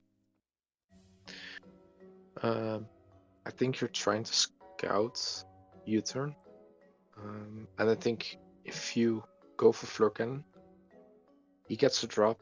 Afterwards, Archer's Crown just wins because you see him once. I mean, you cover, then you just Judgment, and I think Ron was also into range for Focus Blast from others. Cernius. That's why I think he went this route instead of just clicking Fleur. Yeah. I think. Though, what did you think about this game? I mean, I think it's pretty hard to evaluate, for me personally at least, because there was a lot happening, and the progress was more indirect than direct. Like, if we play this on fast, there's a lot of switching around and Pokemon getting chipped slightly at the beginning of the game. So it's hard for me to tell where like the crucial mess ups were that really led to the result of the game. I think honestly it's just partially matchup in this case. I think the drop, I mean the miss of Rockton earlier on like turn 19, depending on sets of course, I think that was massive. If it's like overheat, fire blast, or anything in general, because this means you can never ever gain revenge with Primal Kyogre, which is pretty massive at this point, because Ice Beam was looking kind of free. I think that was the key turn that really turned the matchup already. That was really, really good for Rhythm, more into his favor. Yeah, I think another thing was also like the Evuelf getting chipped so early on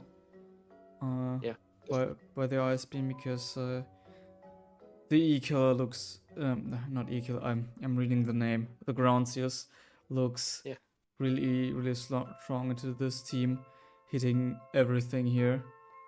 I mean, the definitely. Toxic is one thing, but like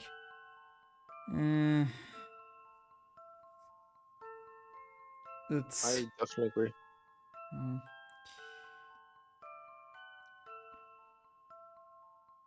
And like switching your own Groundseers in here was probably also not the best choice. I don't know what moves the Gengar had, but I would assume it's like the normal set with Destiny Bond, Taunt, Shadow Ball, and Sludge Wave. I think it has Thunder instead of Taunt on this type of team. Yeah. Just because you're kind of really weak into Primal Kyogre, and you want Thunder just to revenge that much easier, I think. Yeah, I think on turn 20 after the Qwylthulg paints, going into the Gengar would have been the right play here, because realistically, what else does the Mega Gengar in the game? It would have just taken away that risk factor from switching the ORAS ground in immediately, because you did need to win a speed tie, not to lose the game here, so I think that would have been the best course of action. Yeah, I think you gotta risk at this one. The match was already really skewed into Random's favor because of how weak this team is into Archer's Crown. Which I think is weird to see for sure now, when Archer's Crown is definitely the most broken one in this tier. But it showed up and it just did work the entire game.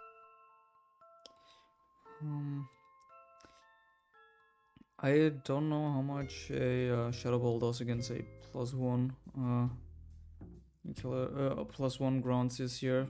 Probably like 20%, but I think it would have been enough to force the situation here, but I probably can't evaluate it that well. But yeah, I think it's pretty hard to further dwell on the what ifs, but it's for sure. It's a pretty strange game. Yeah, I agree. Considered. All right. I agree. Then thank you so much for being here, and with that, we're moving on to the next segment. So this segment is about the best of 3 game. Starting with SV, Scarlet and Violet. I am once again joined for SV by Louis or Kecker. Hello, I'm Louis, aka Kecker, your most beloved letter hero in SV. Yeah, and let's just get right into it. The third Webs game in a row we're seeing here, another Rebombi. But this team is quite special for a Webs team, because I don't believe I've ever seen a Ainzcrad on a Webs team before, spinner. Yeah, and probably, well, the QWeb in SV is just the strongest style.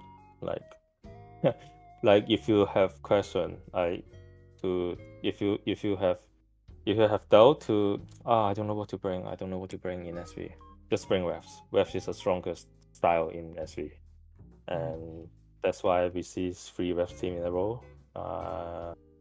Then Ainzcrad in Webs is quite funny, because actually Ainzcrad has perfect coverage as a crown type. So it has Ice Spinner, it has Wild Charge, or if you want to go crazy, you can go Super Cell Slam. 100 BP Electric Wolf. And actually, he's quite hard under electric terrain. If you have well, just some side reading. If you have time, you can go to see the World Cup of Pokemon. Just passed it, and you can see the game in semi-final where Ancho Severo brings a live orb, Ainzcrad, and it does like 80% to Koraidon, full HP Koraidon under terrain with Earthquake. That's very interesting. Seeing this Ainzcrad, I would have personally expected it to be like an equalizer against opposing Webs teams or stall teams as well, because it has knockoff, of course. But then this is of course quite different from what I've imagined. Yeah, Ainzcrad in Webs team serves for several roles. First of all, it counters Boost Miradon very well, and Boost Miradon is one of the common counter measure in balance team.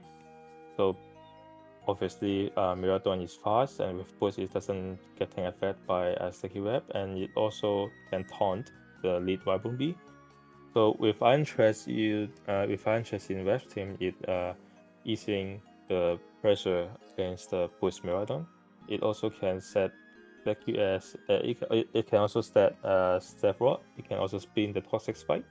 It can also do like lock off and even focus Sash and Diver to take away one of the opponent.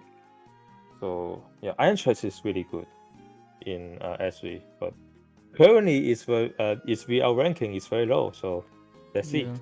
I believe it has picked up quite some usage throughout this Yeah, the UPL and also the World Cup. I believe before. All Yeah, the way usage through, of the usage of Ainzcrad is crazy in the recent months, like in both WCOP and UPL.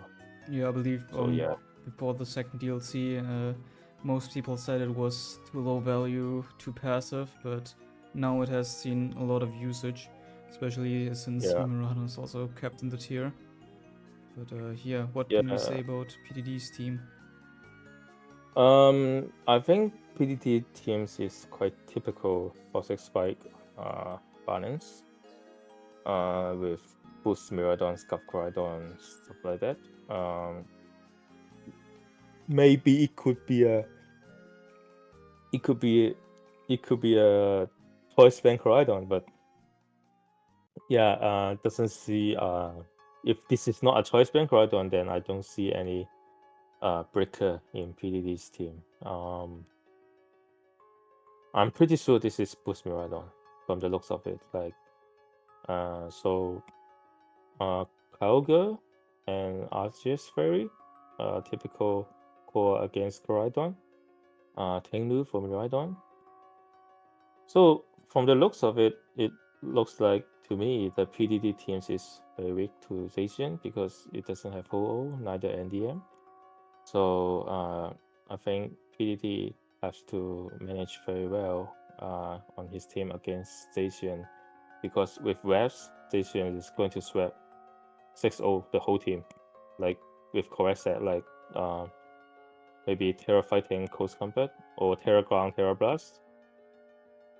Both set can possibly just 6-0 on spot if it gets us what stance. Yeah. So in general, the matchup seems pretty in the advantage of Bacon.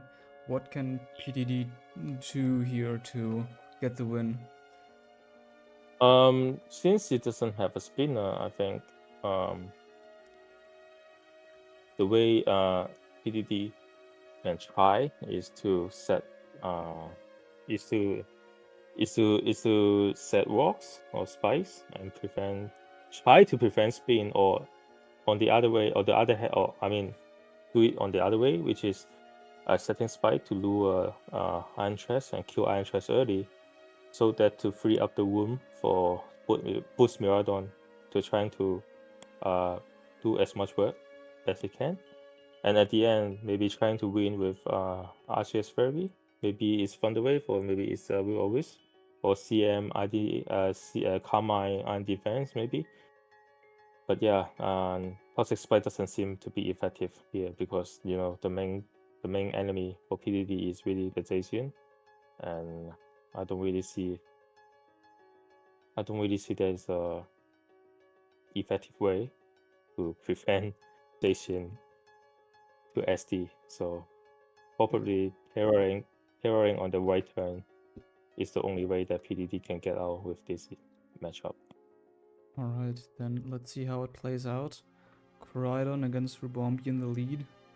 Yeah, that's probably Scuff. Yeah, that's probably Scuff. The lead Coridon is probably Scuff. And then Sticky Web, yeah, Sticky Web is up. And Drift, yeah, pretty normal. Interest. Kyogre, let's see what's set. Okay, Balloon. Yeah, Balloon Kyogre.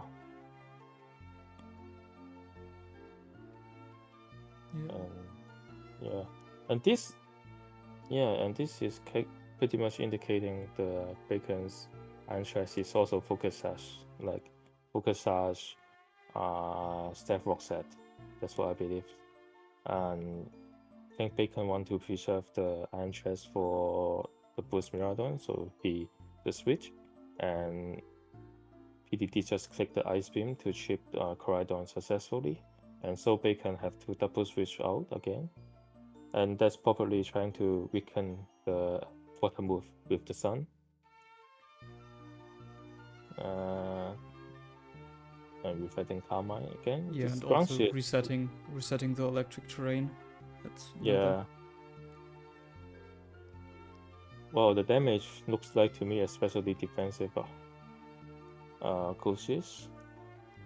And I think this turn is too late. And now I think Bacon is in huge advantage with boost Mirador gets out.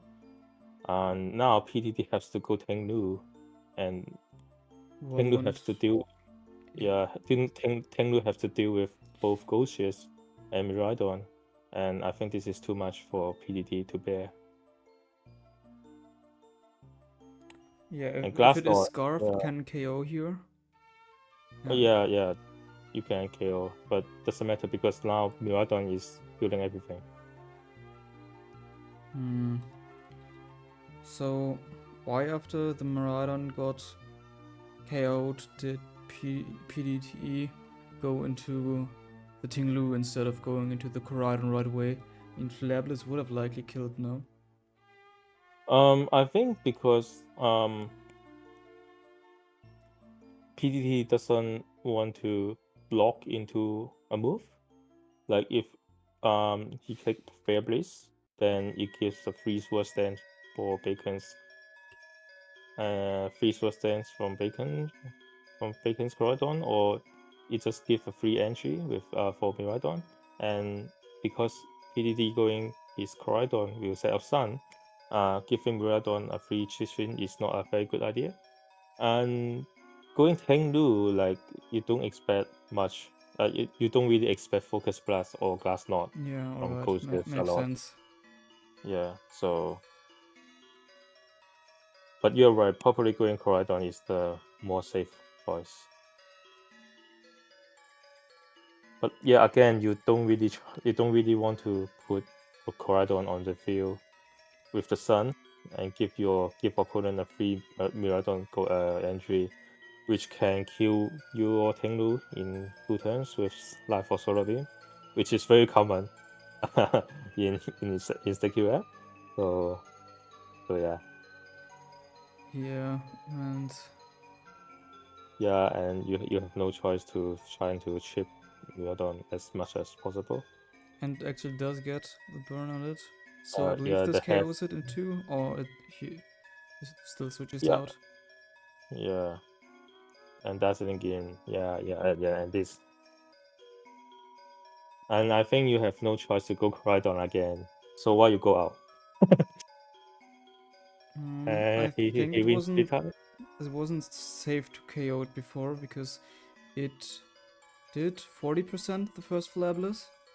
And so the Koraidon would have been KO'd back. I think in this case, PDT just selected to let the Tinglu paint instead.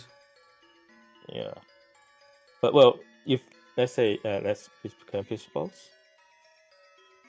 So let's say if PDT stay, and then Bacon click MMII, and then now he can choose to set anything. You don't force to go Tenglu, although your Tenglu doesn't really have much use in the rest of game, but there's at least you have more option if you stay Koraidon, because under waves your Koraidon doesn't really have much use anymore. With Zacian is faster, and you have to and you are locked into a fire move, and you giving free chance for Koraidon to scale shot or sword stance. So for me, clicking Therapist to prevent Miradon from setting up is more reasonable, because if this Miradon is agility, you're gone. Yeah. Apparently you are MMII, so you can have a second chance to go for a split high. But if it's agility, you are gone. So okay, scale shot here, and then probably you can only go cover here. Yeah, and then you trying to switch Arceus. Or stay to Ice Beam.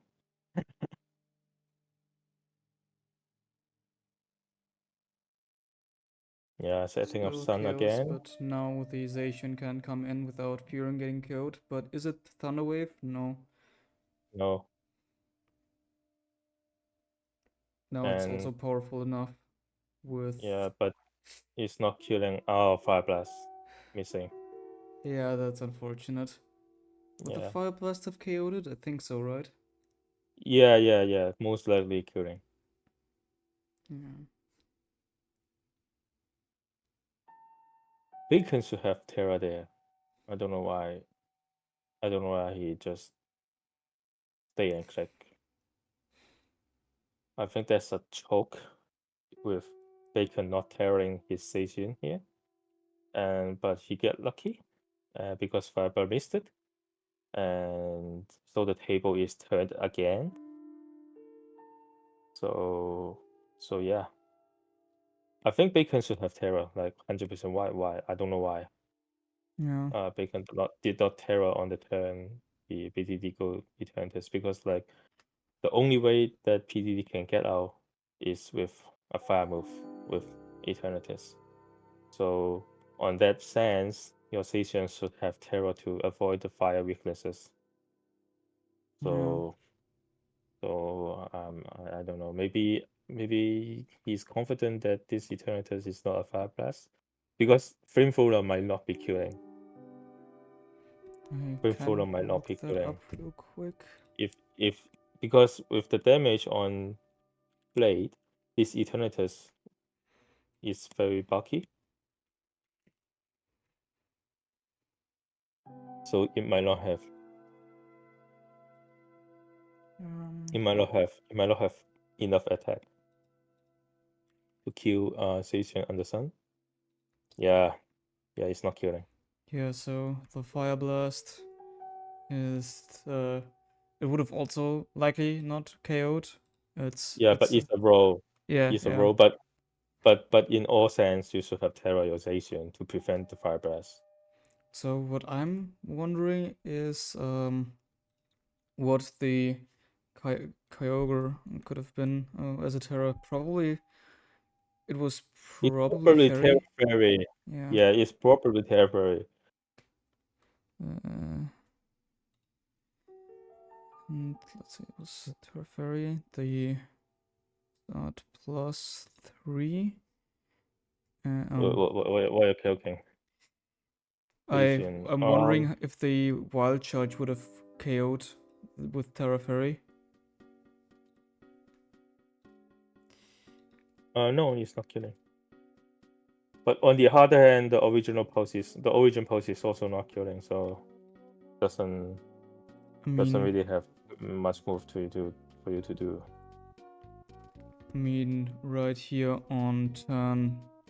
Yeah, if you Terra, and even if you leave Wild Charge, for example, and you hit Origin Pulse, you don't win with Arceus, because like Zacian can hit you like for 80%, and then Ainzcrad can come in and click Earthquake, and then your Arceus is still gone. Because in order to leave Blade, you have to Terra Poison, and then you are weak to Earthquake. Oh, okay. I was convinced the Origin Pulse was also a roll. Yeah. Well, if you also account into the recoil, maybe the Origin Pulse can kill Zacian. How much recoil it does? How much recoil it does on the full HP Kyogre? Let's see. The Wild Charge on 25 to 29% recoil. So that was a guaranteed kill. Oh yeah. So yeah, why doesn't he Terra? And I don't know. I don't know. Maybe it's not Terra Fairy. It's Terra Water. Maybe. Yeah, that. Maybe. Yeah. Yeah. So maybe it's not even Origin Pulse. Does it reveal Origin Pulse on the Kyogre? Yes, it did. Then I don't know. Maybe is that calculation based on a full attack? Yeah, it's full attack. So full attack plus full 3. attack Kyogre. Full attack Kyogre. You calculate full attack Kyogre. Maybe it doesn't have that much attack. Yeah, maybe it also doesn't have that much HP. Yeah. Plus 0. Yeah, the Wild Charge still has a high chance to KO there. This is modest Kyogre, so if this is like a bold Kyogre, so fully defensive Kyogre, then the Origin Pulse may not have done enough, even with the Rock Recoil. Yeah. So, Yeah, so either way, very interesting game. yeah, Fire Blast miss there was a little unfortunate, but yeah, but it also is a quite lucky game for Bacon. He should have Terra. Like, I don't see any reason he preserved the Terra. yeah. Yeah. Or did Bacon give the Terra early? Maybe I missed something. No. Yeah. So then why? I don't know. I don't know. I just don't know. All right. Yeah. Yeah. All right.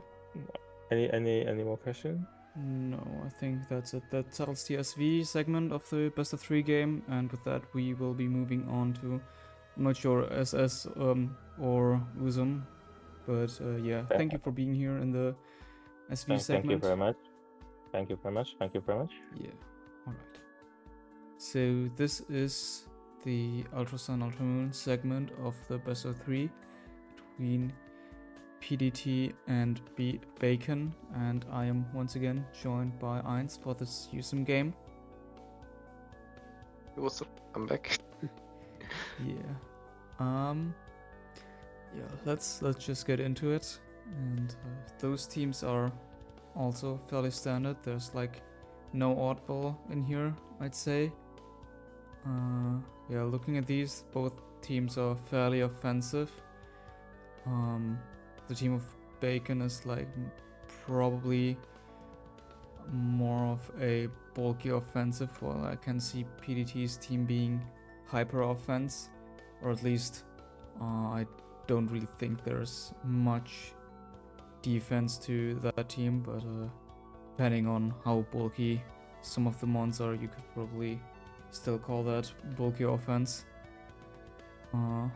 Either way, going further into it, I would assume both of these Necrozmas are Ultra Necrozma.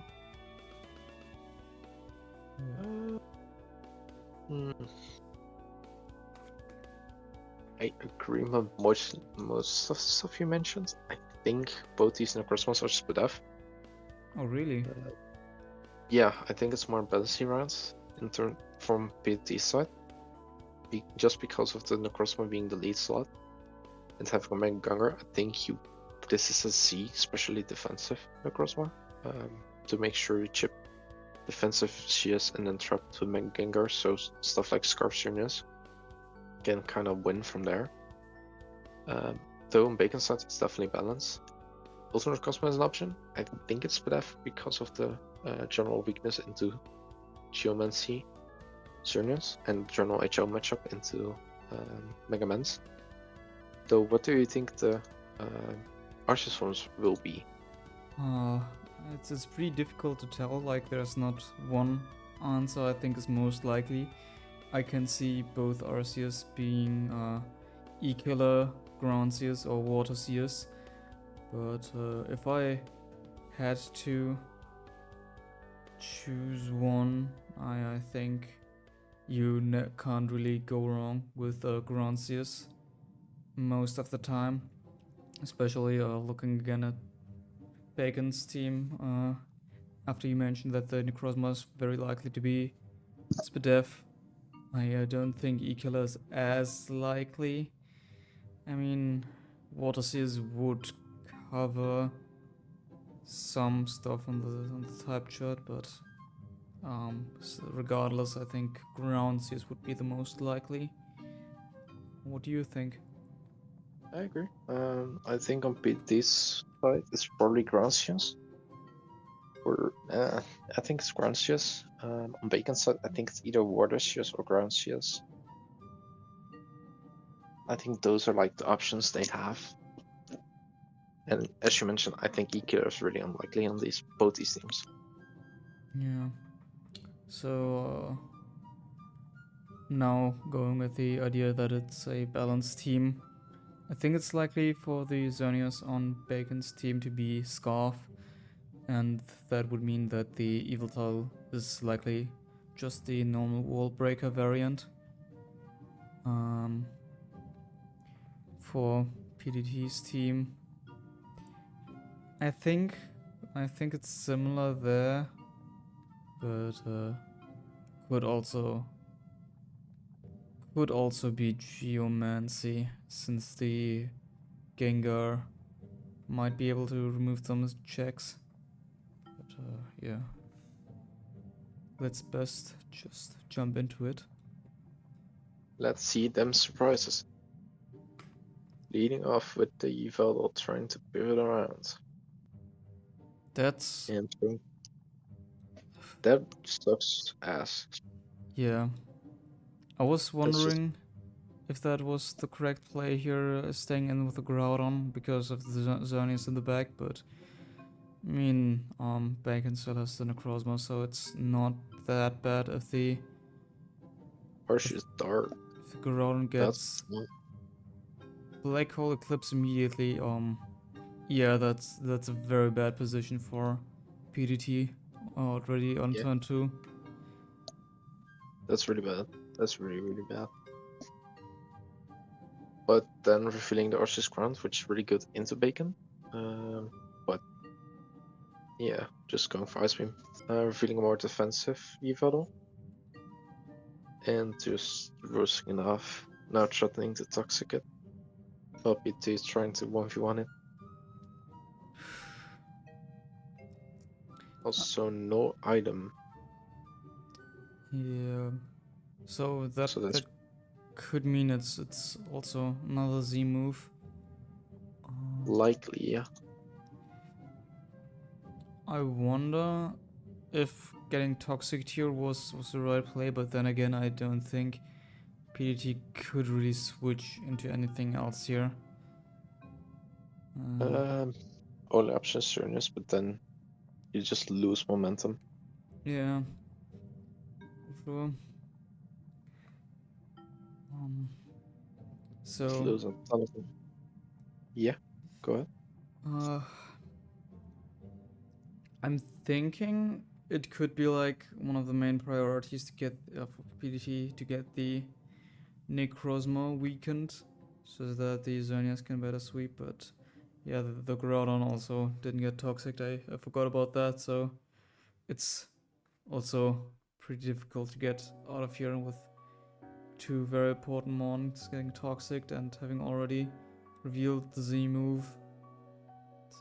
Thus also taking away the ambiguity of the Necrozma. Yeah, pretty much.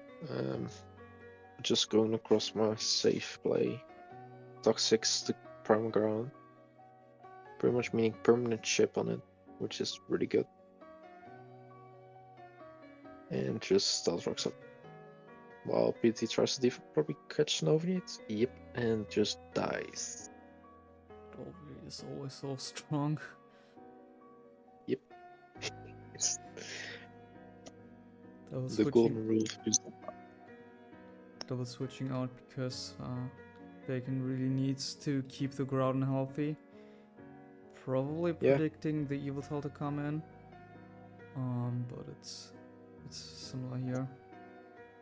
Oh, it's Scarf. That's massive. Getting rid of that poison is just really annoying for Arceus Ground. And now it's another win condition.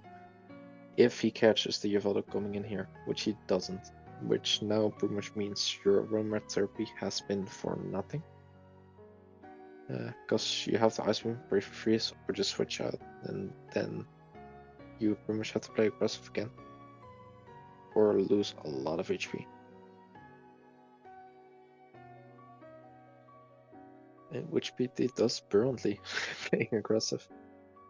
Fire blasting the Giratina, revealing probably Rock Polish. Yeah, Rock Polish mix seems to be likely. Also getting up the rocks finally. I think that could definitely bring some long-term value. But yeah, definitely. But then second Arceus Ground, I definitely disagree with that, because that was your win condition, and now you pretty much have a very tough position. Yeah. to really recover from. For sure, if it's Sucker, Uvello. Yeah, if it's Sucker, it is over here. Pretty much. Ghostman Gengar traps it, takes a sack, and then probably goes Arceus Dark. Is it Focus Mist? That's the big question of today. But it isn't. It's just gonna die.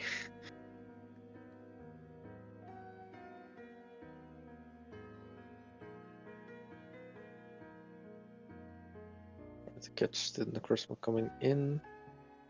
Are we gonna see a Rock Polish? No, not a pivot. Onto Ultra Necrozma. That's whack, in my opinion. I really wonder what the item on the Evuelf is now. Rocky Helmet, maybe? Maybe. Or maybe Lumberry. That's what I used in my semis match into. Nah, it isn't. What the fuck is this? Maybe Black Glasses. That's not an option. No cancel damage. Shouldn't you have knocked off here? I think knockoff is good. Because you just remove an answer to Ultra Necrozma. Because this way, No, I mean just from PDT or I think it oh doesn't no, have an option. Moonlight lost. My bad. Oh, no worries, no worries. Just sacking of the Giratina. Into turn is now gonna die soon. Can't switch in anymore. And Bacon is down on sacks, which is pretty annoying for him. And now Gar just traps Cern and wins. Unless he goes Brahmagradan. And yeah, does Rock Polish. Is it able to KO the Necrozma with from you? I don't think probably not the Arceus. But you get a chip you need for Mengar to guaranteed kill. And you just crit it. Fire Blast. Fire Blast. I think it hit all its moves here. Yeah, it did. I really wonder what the point is this turned around, because it was like very advantageous for Bacon all the time, all the way through, I would say, or like first half. What do you think was Honestly, the turning point? Yeah. So one thing I've noticed kinda is PDT was very much at a disadvantage and made a lot of proactive plays, double switching to get into a better position. But I wonder if Bacon couldn't have just called PDT out on that sometime, since Maybe. it was pretty much forced for PDT to win. I think, yeah. He could have cut it out because PDT's got known for making these cross plays, but honestly, I gotta say, in this matchup, it was in PDT's favor after filling sets, of course.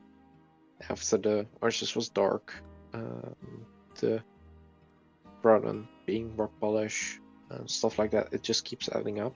And after the Giratina, it's like there was no stopping the Groudon so long as it gets a free switch. And that pretty much was how the game was won. Just good doubles around. And winning pretty much off that. I think the Roam Therapy there was a bad play. In hindsight, I think it was better to just Moonblast, take the chip. Afterwards, there is nothing that could have been done. I also wonder why the Arceus didn't recover on coming in on the on the Groudon here. I think it's just to remove an answer to Xerneas. Mm. Or Medgar. It just pretty much was like, yeah, I want this now, gone, now.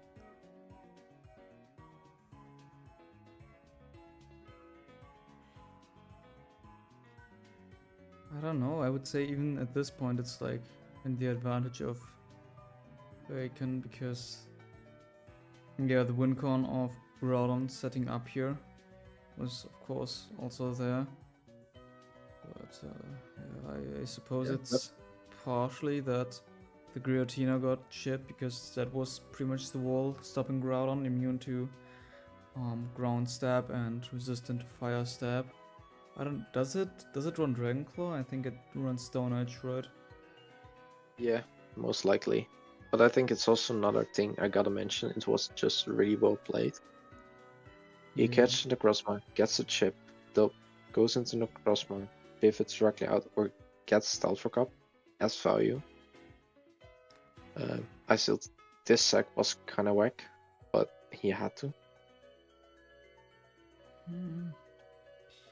I don't think it was that way because it really gave him a lot of momentum. No. Yeah, definitely. I think the Crossmine Dustman was easier to sack at that point, but that might be just me. Yeah. Maybe.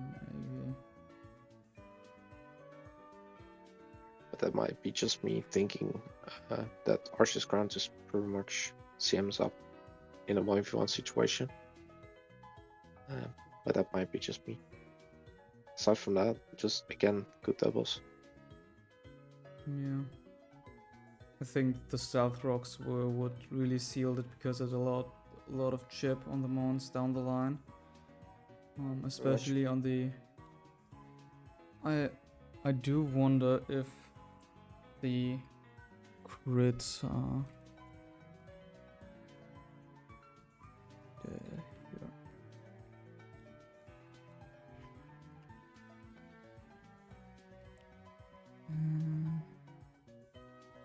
Ultra...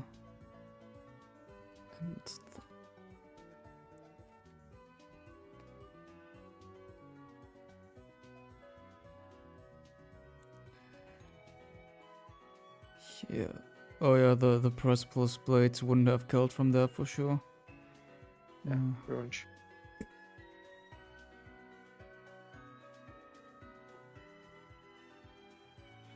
Now Maggar just pretty much makes it so it gets fire.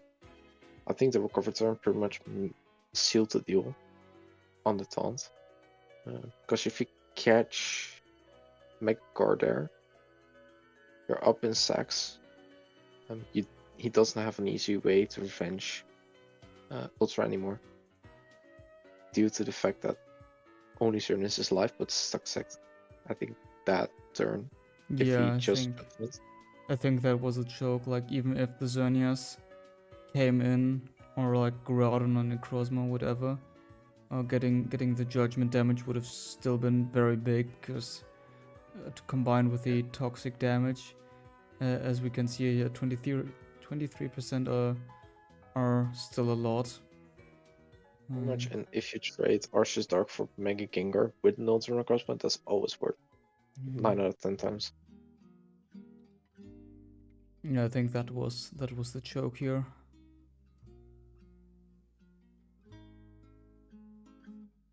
Was it revealed if it was special or physical?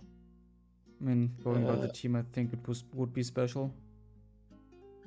I assume it's physical on this.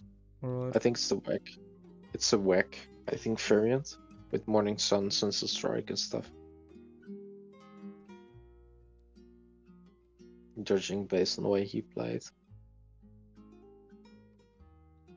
Probably press Toxic here.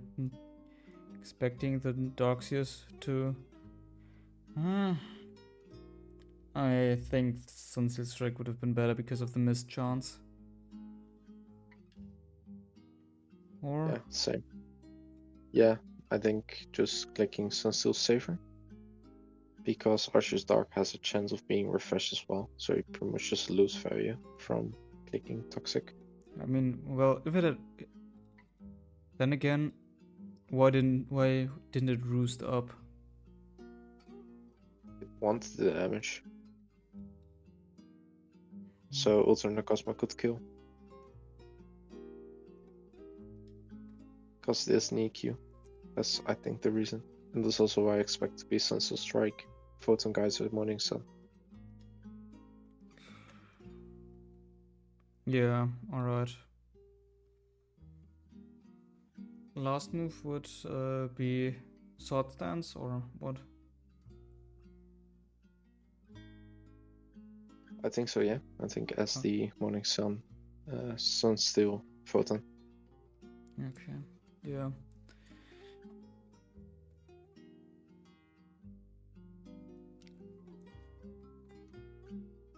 Bridge game. Alright, another very interesting game for sure. Yeah, for sure, for sure. And that we are moving on to the next segment. Thank you for being here. No worries. So this is the SS match of the best of 3 set between PDT and Bacon. Again, I'm joined by Sir Aberforth, our dear tier leader. Hello.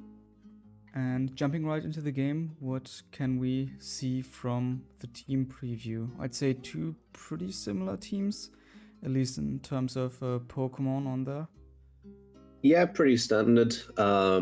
Bacon has got 2 ground types, the Groudon and the Lando T. Generally, that means that the Lando T is taking over the defensive duties of Groudon, so that Groudon can focus more on offensive roles. Double Dance or Swords Dance 3 attacks would generally be the go-to, but I have seen this 6 work with sub bulk up Groudon as well. But the general idea here is Groudon's defensive attributes are now largely covered by Lando T, especially in the early game. So Groudon is more freed up to just be its best self in terms of breaking or ending games just with the capability to sweep. PDT, meanwhile, has a relatively common structure with Ho-Oh, Kyogre, Ferrothorn, along with the big 3. It's a very balanced structure that means a lot of things are decided in the game. You will not find many games where it just has a winning matchup, but Kyogre in particular can never be counted out. As we saw in the semi-finals game, sometimes Kyogre can just win games off of preview, and even pretty well-made teams as well.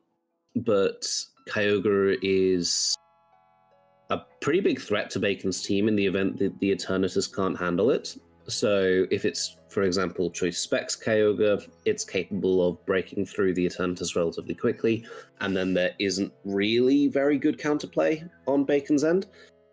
Also setup sets if it doesn't have Dragon Tail, or if it has Ice Beam on the setup sets. The Kyogre is going to be PDT's main weapon, I would say here.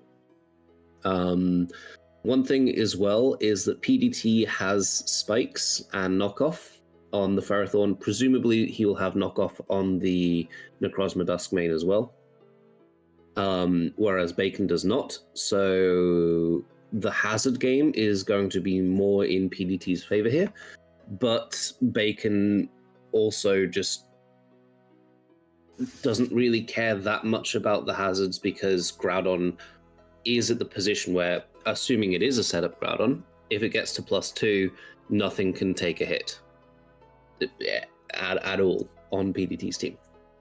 So that's going to be the general battle of these situations. How do you try and position the teams such that either Kyogre with spike support or Groudon with setup can win? So the things to note are paralysis on PDT's Yveltal so that it's slower, guaranteed slower than Groudon. Making sure that the Eternatus is not on an air balloon, making sure the Kyogre does not naturally outspeed it. Those would be the 3 things that Bacon will want to do before going for game.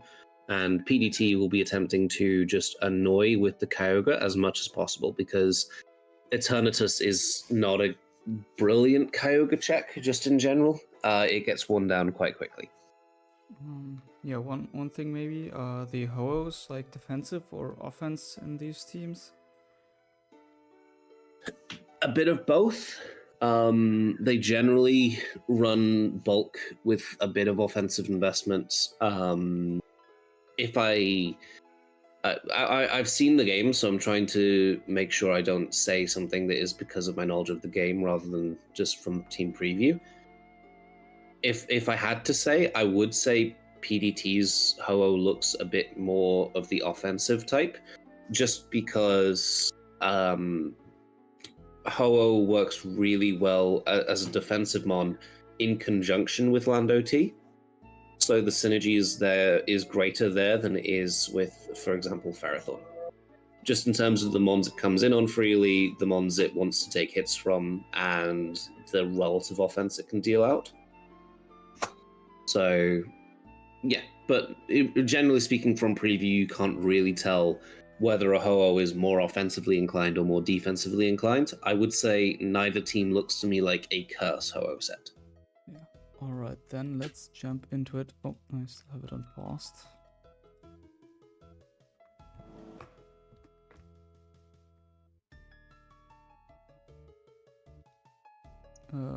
Maybe why did they choose these leads here? Eternatus is a solid lead into basically everything. It's very neutral. In the event that you're forced out by a Ho-Oh, you've got relatively good switch-ins for that in your own Ho-Oh and Lando T. And PDT, in the meanwhile, Yveltal threatens everything with a knockoff, and against anything that isn't Eternatus, it can afford to stay in and just click knockoff. Right. So both generally going with good solid leads rather than trying to one-up the other's lead there. The Lando does get toxic very early, means it just has basically no longevity, but that's relatively fine. We do see here if it's Defog Lando or Rox Lando itself, it is Rox Lando itself, further lending credit to the idea it's going to be a setup version of Groudon, and probably meaning it's going to be a setup version of the Necrozma Duskmane as well.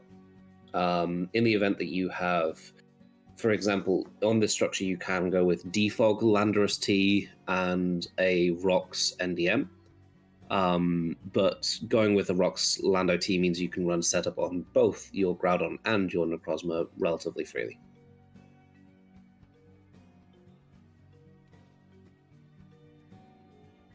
So Thunderwave and taking that kind of damage from a Ho-Oh means that PDT's Ho-Oh is the more offensive of the two as well.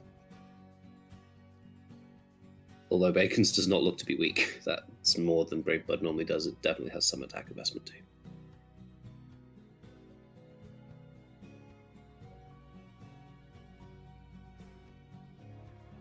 Getting the knockoff on the Ferrothorn has to be really worth something, since it's assumedly one of the big checks to Groudon down the line, right? It's not so much even a check to Groudon, it's more of a check to Necrozma itself. Groudon at +2, it does not take much chip damage for Ferrothorn to be in range of that, and knocking off the Ferrothorn just makes it much easier to deal with throughout the entire game. If a Ferrothorn has leftovers as well as Leech Seed recovery, it can be at like 30%, and if you're not careful, it's back at 100% in like 4 turns. But this way, it's just going to be easier to manage its HP in the long run, so to speak. And taking the knockoff with Lando T, who's already been toxic and is already on a relatively low timer, just makes it easier in terms of you're not sacrificing, for example, your own Ho-Oh's boots, so to speak.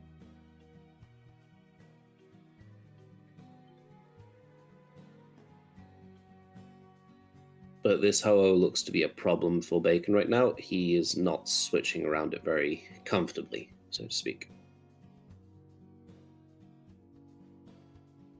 And the Yveltal gets paralyzed. That is a pretty unfortunate crit. The Ferrothorn would have been able to Leech Seed or Spike.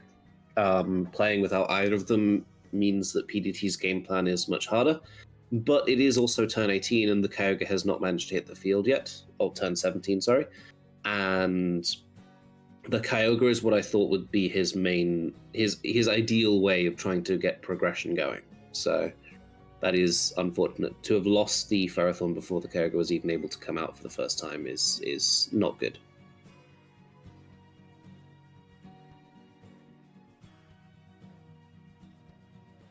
We do see it is not Choice Specs Kyogre. And now we begin one of SS Uber's most common sequences, which is a Kyogre trying to burn an Eternatus so that it is easier to break through. One of the interesting things to note here, though, is Bacon's Eternatus is running Black Sludge, so the burn is not actually doing any net damage per turn. It's capable of just staying at full health, meaning that the Kyogre has to actually attack it in order to wear it down. We also do see Dragon Tail there. So now PDT's priority is going to be trying to knock off the Eternatus's Black Sludge so that the Kyogre can actually have a decent chance of wearing it down in the long run.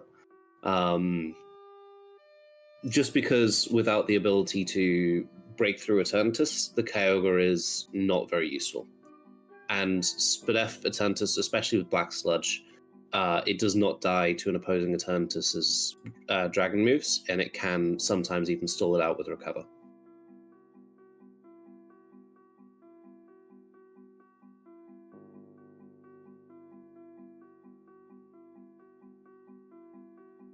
So yeah, this defensive Eternatus is a bit of a problem for BDT's team. He doesn't really have a fantastic way of breaking through it naturally because of the Black Sludge. If this was, for example, Heavy Duty Boots Eternatus, which is more common now, the Kyogre would not have too much of an issue just coming in relatively frequently.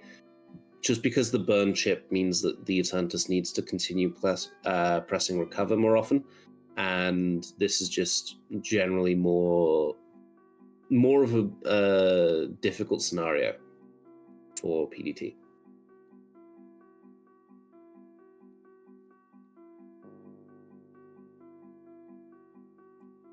So would you say it was a worthwhile trade to get the Evuelf toxic in turn of getting I the think it was a knockoff? necessary trade. More than anything else, I think it's a necessary trade because from PDT's perspective, a last mon Kyogre beats Eternatus with Dragon Tail as its main way of checking it. So this has given him a solid win con in terms of if everything else dies before Kyogre does, then the Kyogre can try and just 1v6, and it actually has relatively decent odds of pulling it off. The problem there is that you need all of your other mons to faint first, which is not a guarantee. But the more resources you drain from this Eternatus, the more PP it wastes, the better for Kyogre, generally speaking. But that's why, I don't really understand going hard Kyogre on the Yveltal unless it was just predicting the Eternatus to come back in. Losing the Kyogre's leftovers would have been really bad, but it worked. I assume it must have just been a prediction that something else was going to come in on the Yveltal. Maybe the Groudon, maybe the Eternatus, but that's just a turn I don't really get too much, to be honest. It was a predict on the Groudon coming in. I think that wouldn't have been very advantageous because the Kyogre came in first. Right? I think it must have been trying to predict the Eternatus to come in and force it to waste some resources, to be honest. That's the thing that makes the most sense to me. The Kyogre does force the Eternatus to waste some PP here, so that's relatively nice. But it's just going to rest and stay up at very high health. And then be Dragon Tailed out, of course.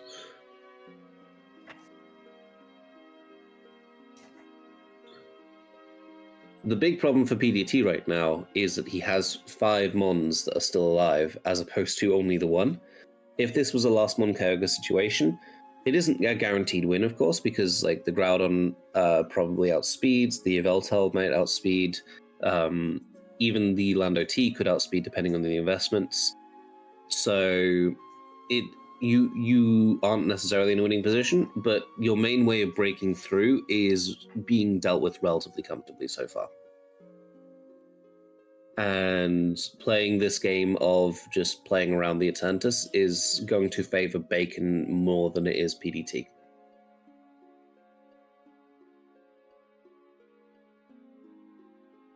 And there, Yveltal is able to knock off a Shuwri and get some valuable information. It was Shuwri Eternatus. So that was one more thing that was stopping Groudon.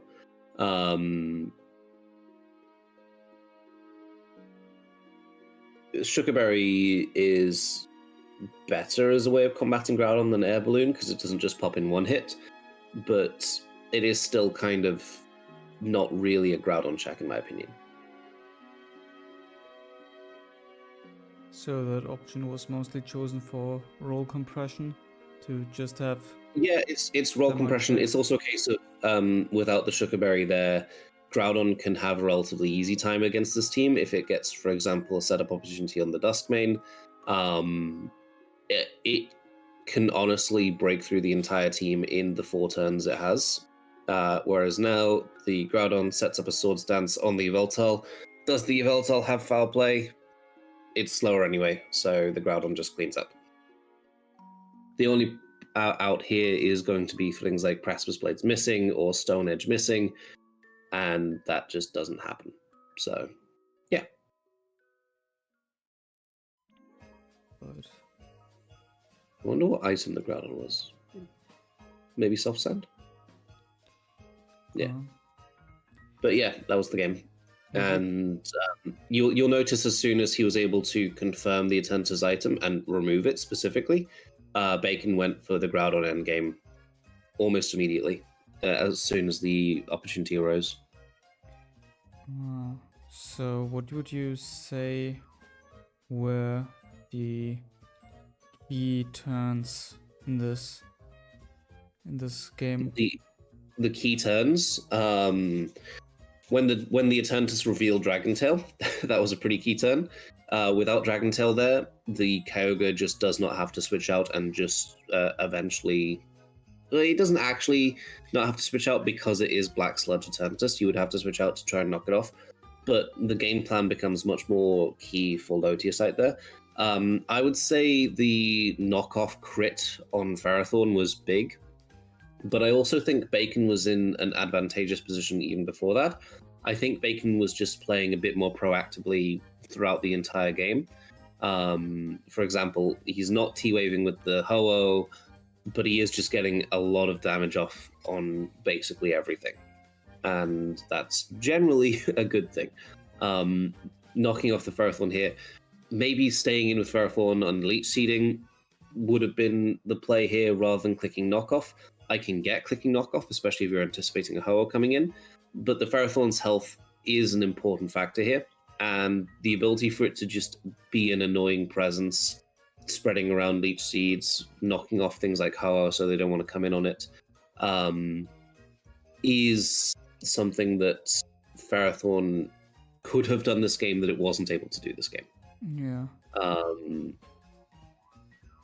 Yeah, I do think that Ferrothorn as the initial switch into Yveltal is generally just a bit questionable. I get that he didn't want to get rid of his Eternatus' Shuwri, but I think that it wasn't worth the trade of Ferrothorn, to be honest. Yeah. And then from this point onwards, Bacon just has an advantage and can just try and persist with his advantage.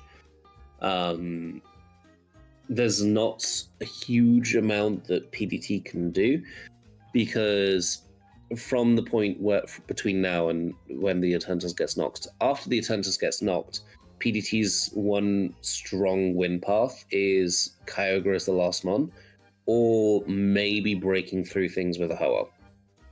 And neither of those are particularly easy, given what Bacon still had alive.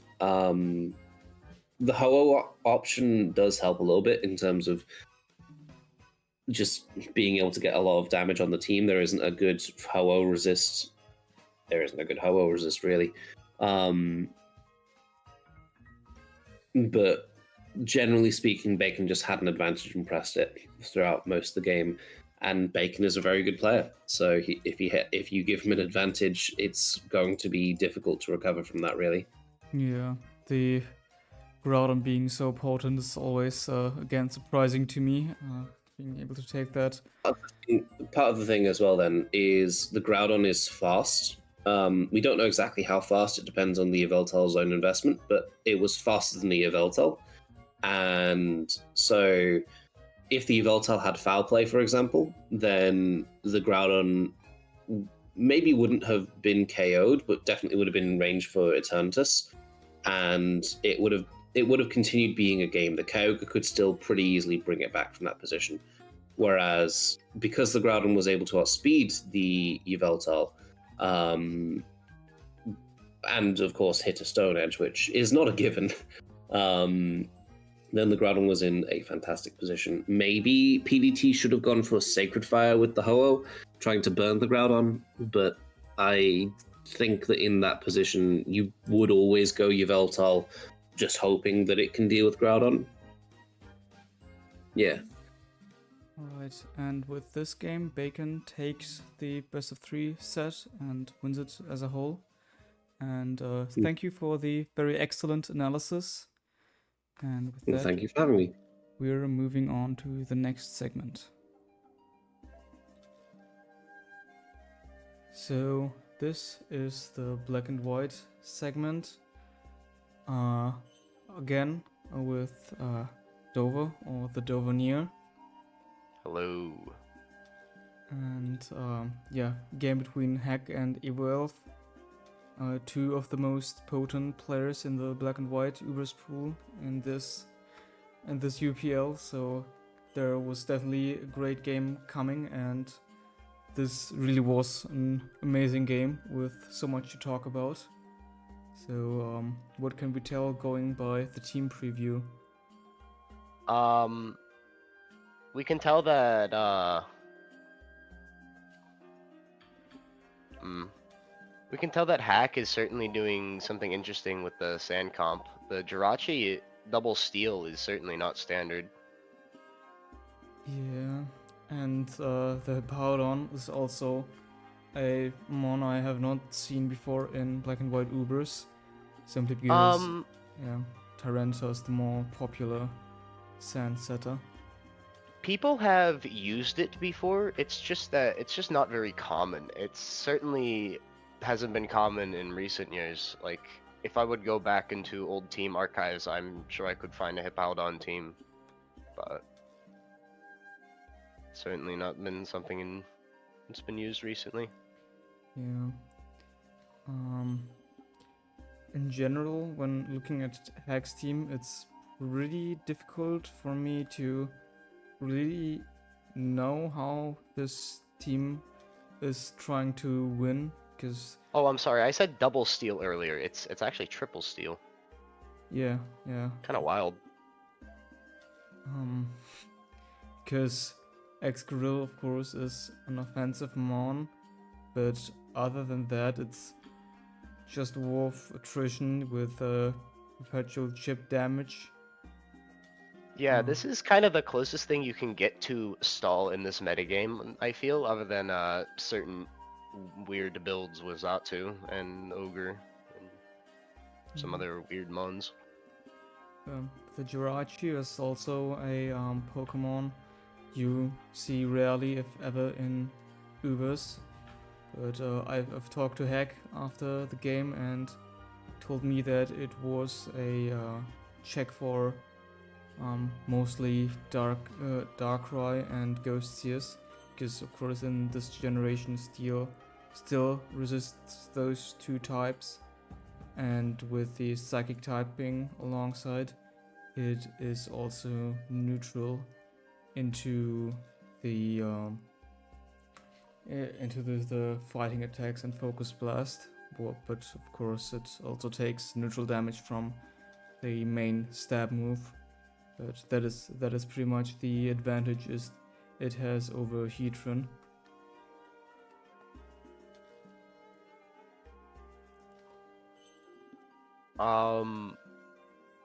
I personally have like next to no experience using that mon in BW Ubers. It's so I'm not quite sure what to make of it personally. Yeah. I can't really give too much analysis on something that I don't know, and I feel a little disingenuous. Yeah, and on Evuelf's team, we can see presumably a fairly normal Magic Sun team. Yeah, it certainly checks all the boxes of a Magic Sun team. You get the Kyogre check, the Magic Sun core. You got your Scarfer, and you got presumably a Ghostius, although I think dropping Ghost type has become a bit more popular Yeah. for either more offense or some other key matchup. Yeah. You can't, of course, do it if you run a team with spikes, unless you're Kebab. But Yeah. on stealth teams with rocks as their only hazard, it is definitely a valid choice to not use a ghost type. Yeah.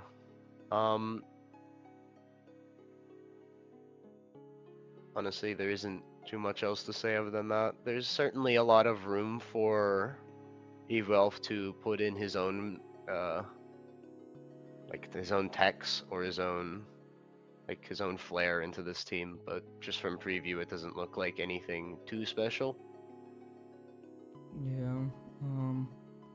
So one other thing to mention is maybe that Gracias is pretty much the only form this Arceus can be, because otherwise the team would be really, really bad into rain. Yeah. Yeah.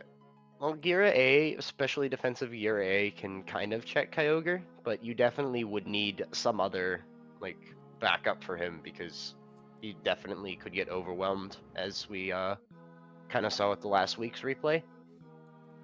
Yeah. Like in theory, it was kind of good into a lot of the mons that Blim had in that one, but it just got overwhelmed. Yeah. Hack also told me that he was preparing to play against rain offense, since that is what Evo has been using a lot in this UPL so far. But Yeah, that's fair. This Magic Sun team is, of course, a whole other threat. But let's get into it and see how it plays out. So Yeah, it's certainly a threat for slower teams like this. So leading off with the Powdon into Gensect, we already have a really interesting situation here. Because if the Genesect just U-turns, all staying in with the Powdon would likely be the best play, since it has an answer to, or something it would like to do into most Pokemon. But if it does press Ice Beam, then it is so heavily weakened that it is, yeah, in a bad spot for the rest of the game. Yeah, for sure. Hippowdon also threatens rocks here, which certainly makes you want to go into the Espeon, but also it threatens attack as well. It's certainly a very tricky situation for Evuelf here. Yeah, so if... As well as Hack, honestly. There's a lot of risk going on with this interaction. Yeah, so if Evu does stay in and press Ice Beam, not killing the Hippowdon, allowing the rocks to get up, the dynamic would immediately shift a whole lot, because the rocks are quite detrimental, especially to the Ho-Oh, and also to pivot monsters that like to pivot in and around a lot, like the Gensect, and also... Well, it also kind of depends, because Hack's team kind of doesn't really have much to like do into... Doesn't have much of a way to win against a lot of these mons. Like the Palkia is pretty freaking threatening if Excadrill, if you don't ever have sand, like he doesn't really have much offense, is what I'm trying to say. So he can't really push. He can't really like finish these breaker mons before they do a lot of damage and like try to pull out a win, even if rocks go up. Like Ho-Oh can still come in once or twice with rocks up, especially since that like he might not click a move that would do enough damage to Ho-Oh to put it beneath that threshold with a lot of these mons. Yeah, of course, but and in general, it would just put so much pressure onto Evuelf, which. Oh yeah, for sure. It also puts pressure on the Espeon, which is pretty valuable for the 4E. Yeah, of course. So pretty much a guessing game. First turn, what's going to happen, and Evu does stay in, but Heck uses Earthquake, predicting Evu to switch out or U-turn into Espeon. Yeah, they both take a very aggressive line, or very aggressive choices there. Yeah, so this puts Heck into an immediate disadvantage. Also, what we probably didn't mention thoroughly enough, the team in general Heck's team in general is fighting an uphill battle against Evuelf here, so Heck does have to do the right calls a couple of times just to stay on even ground and in some place get the advantage. So Magic Sun is certainly very good into these fat hazard stacking type teams,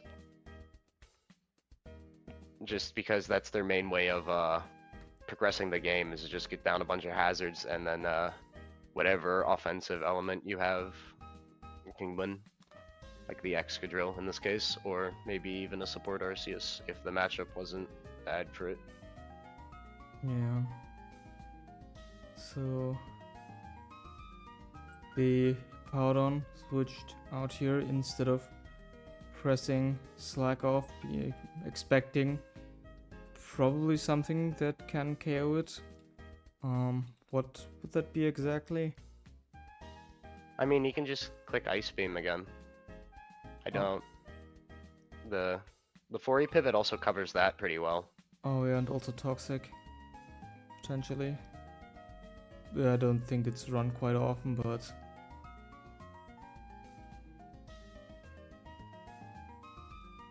yeah. So this really was a key turn because it is not shown here really well for some reason, but the Groudon did carry a ground gem which powered up the Earthquake, so it was able to KO the Hippowdon immediately upon entering. Yeah. Another very complicated turn to discuss because there were so many options to go here.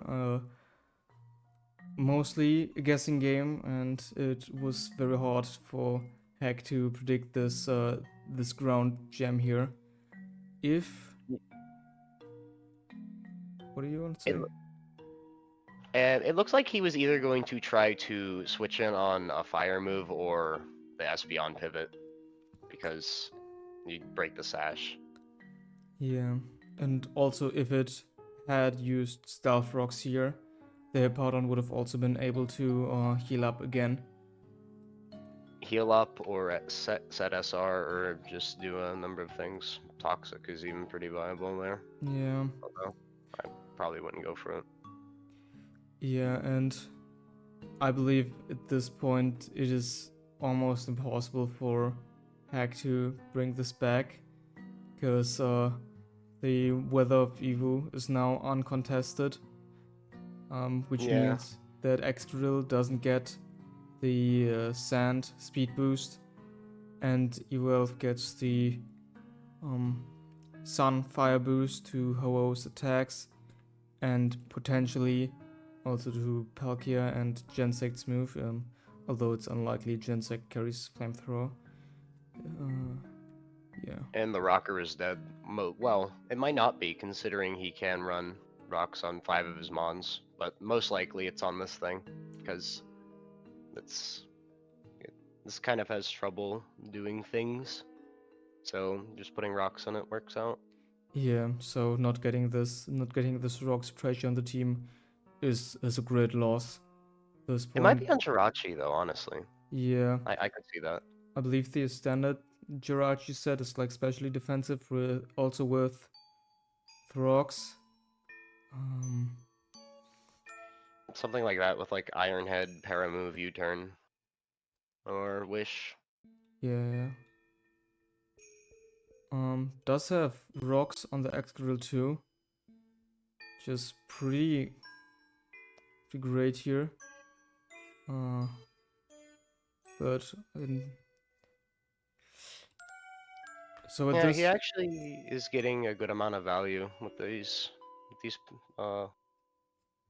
plays. Based on how badly those first 3 turns went. I don't know if it's going to be enough though. So here on after turn 5 we see the Groudon being heavily weakened, and Evuelf cannot let the Groudon die here, so the double switch predicting something to come in was certain. No. Yeah, that double was pretty free. Yeah, so no, the only question is what Evo would switch into, since he of course also knows that. Heck can foresee this. And yeah, that probably was the best option here, since Excadrill is most likely want to come in, since it can also pressure anything on the team at this point with the sand up. It's just getting. I think it's just about getting the most value out of it that you can, because his switch out is pretty forced there, so it kind of just makes sense to go into it. Yeah. So I'm not quite sure what this switch meant, but it probably means that Excadrill is not running Rock Slide, because yeah, that's 100% what it means. Yeah.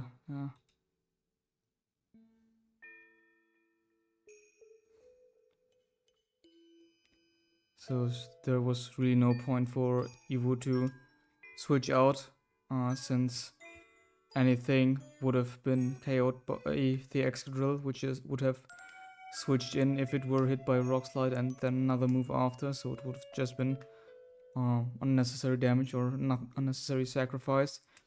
If the Ho would have been KO'd, the best play would have probably be to go into Groudon, let that one faint, and then come in with like Genesect. Genesect or Palkia, or I mean, however he chooses to pressure whatever's in at the time. Something along that line, so that is why Evo stayed in and pressed Sacred Fire, also immediately burning the Giratina. Yeah, that's pretty good considering it forces rest here. And the Ho reveals to not be choice banned, also by the damage, of course. Also the leftovers. It's pretty obvious. Yeah. Didn't pay attention to that one. Nah, it's fine. I've been there. But that kind of bulky Ho hasn't really been used too much anymore, although it certainly has been a thing. It has problems breaking through this mod in particular, Gira A, so Ho is a bit less useful than you would think in this matchup. Yeah. If it was CB, it would probably be cleaning house right now, though. Yeah.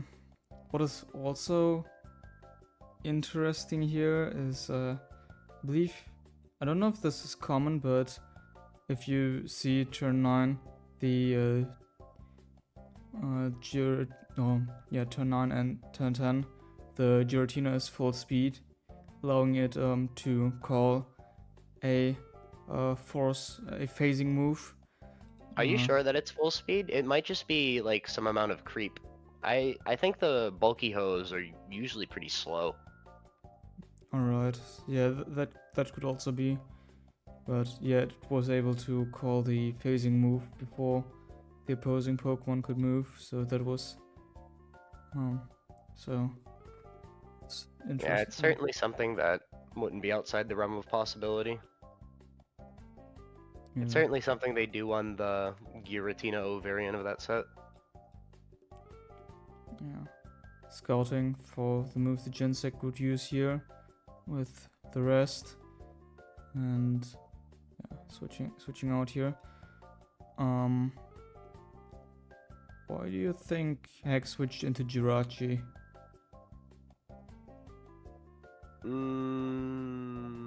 Probably because he doesn't want to switch in the Gracias, and he's expecting a Dragon Tail into something, I would assume. Oh no, that was... I don't know, it's a rather strange play. I think he might just be running out of options, honestly. Yeah, probably just to take the Ice Beam from the Gensect, and Evu used that at this point.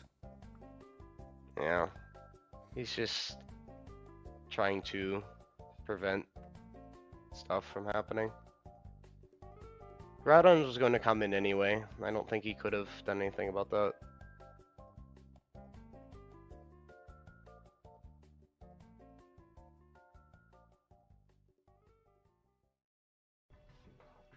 So, Bori is able to get the rocks away, but that is... Yeah, I don't think that does much for Pack at this point. Yeah, for sure. Probably also fearing the Espeon potentially coming in to stop Spike, so that was pretty much the only play here to press Rapid Spin. Yeah, that breaks the Sash. And if he doesn't have Volt Switch, or... I mean, the someone rocks to, would like, have also click it broken and the stay in. Sash. Oh yeah, true.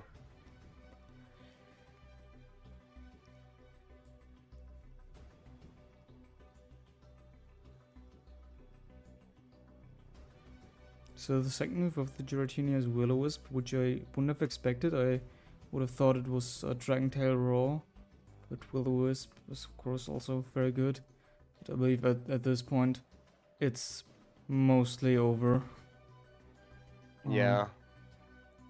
Hard to do anything out of this position. I don't know how one would win with this from here. Best bet is like Hex doing here, PP stalling. I think you need a lot of crits. With what? I don't know, it's just like a random Stone Edge Gracias, and then you crit all your judgments. I don't know. Highly doubt. I don't think it was Stone Edge. Yeah. It would have Stone Edged here. Yeah.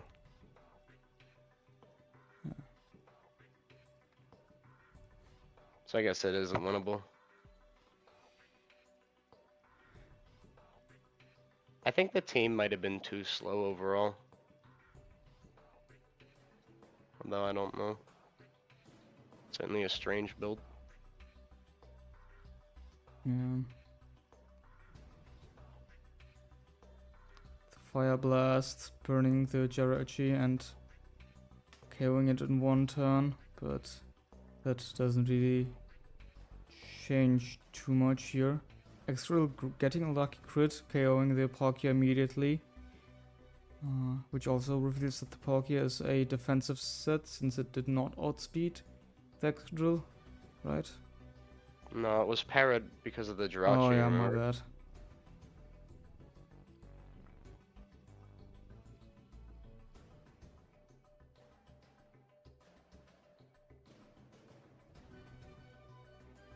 Yeah, I mean, the only way I think this ever is lost is if Gira A manages to solo somehow. which Yeah. I guess is possible. It has to call a raw here, which it doesn't.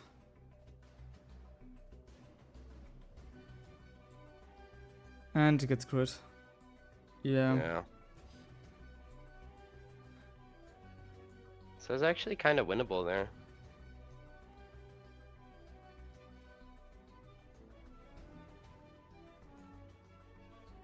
Yeah, if it didn't get crit there, it would have, this Arceus probably would have ended up dying, and then you would have to win with Genesect or, like, get crits with Ho-Oh to beat it.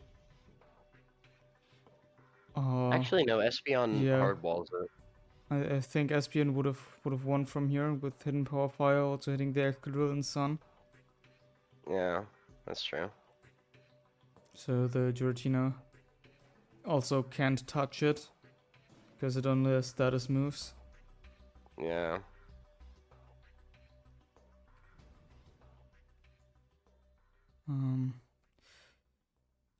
Yeah, I can also show that the Palkia here, the Evo revealed Palkia set, which was a really strong set into Hex team, being able to get rid of getting rid of status and also dragging a Pokemon around.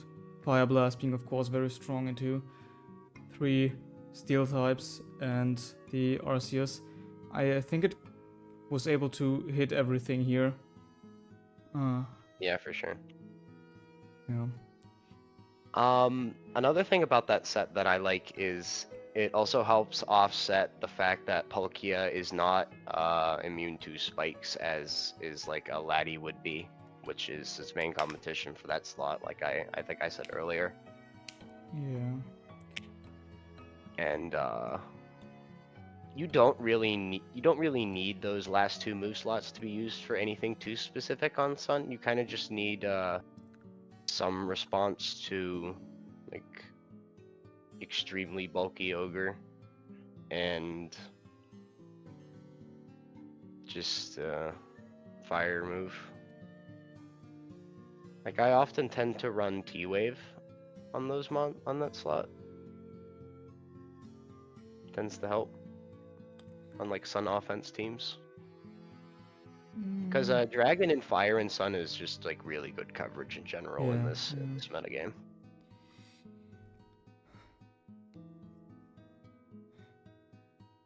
In general, this really was an amazing game. 2 amazing players facing off. Yeah, I'm not sure if my analysis really did it justice, but I'm happy that you had me on to review it. Yeah, for sure. Thank you so much for being here on the analysis again. And with that, we will be moving on to the next segment.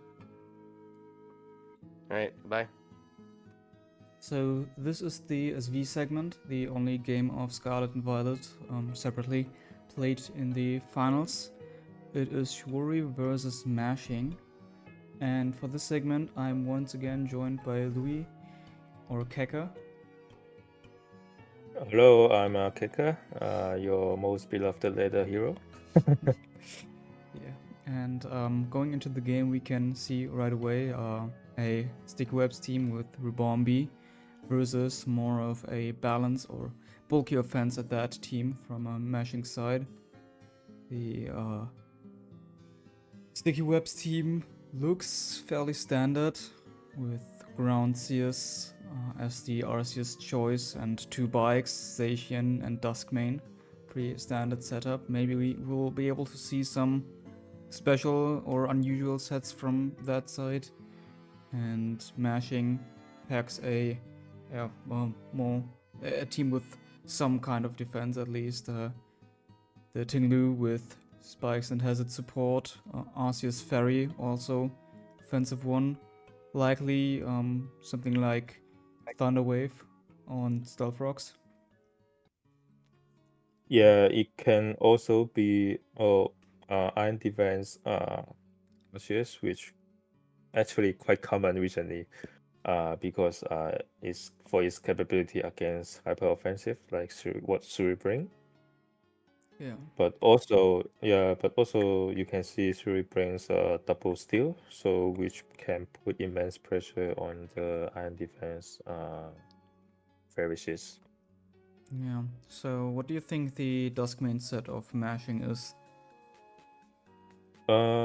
Usually it is often physically defensive Dragon Dance set.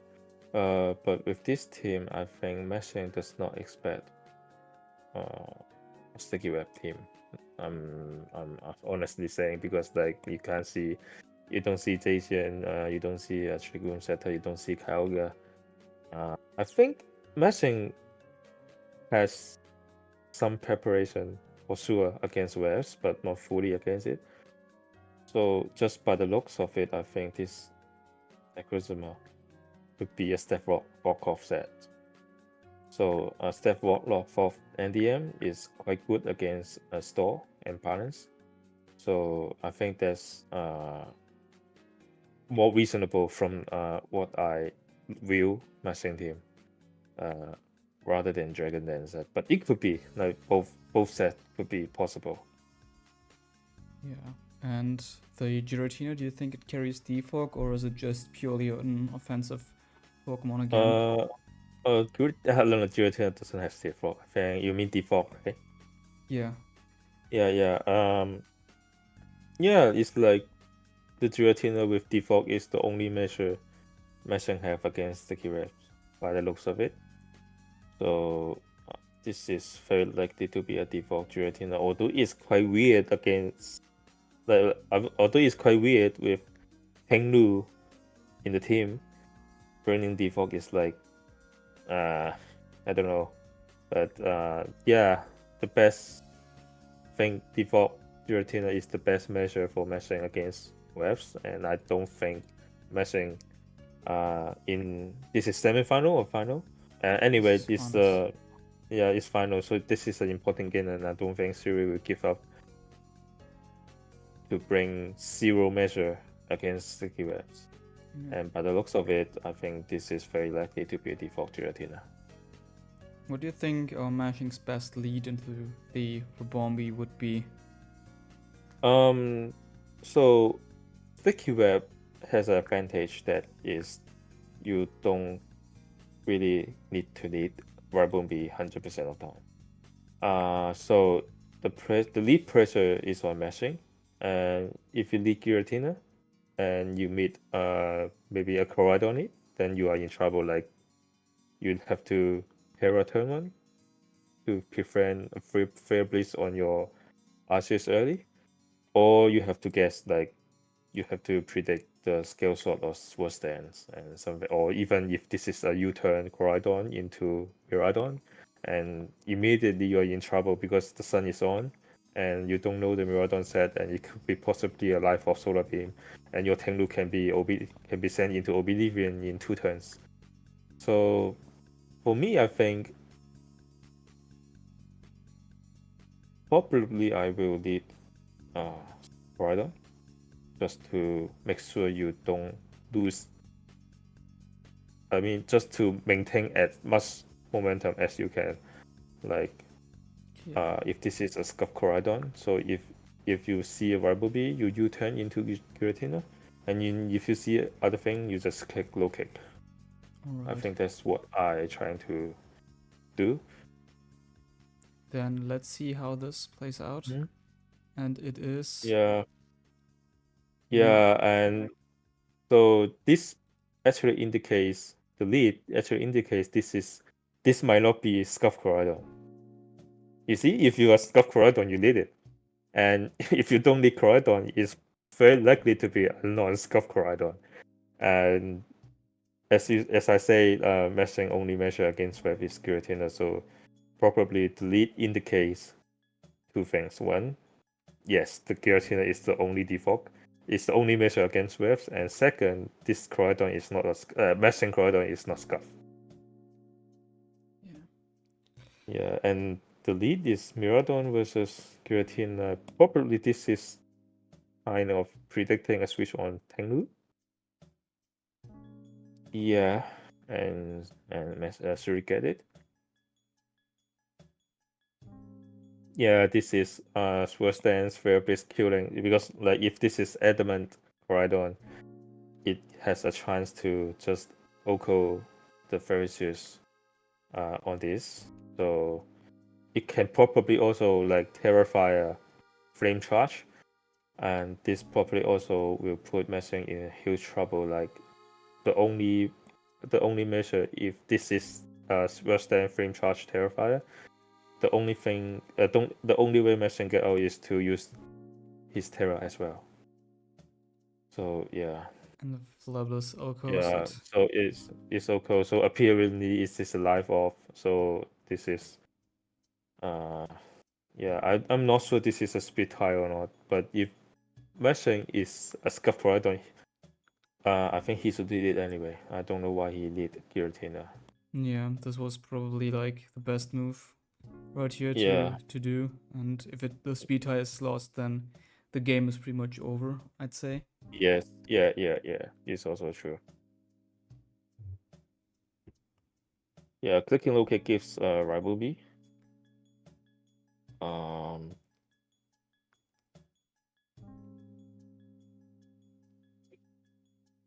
Yeah, there's not much information you can see in this.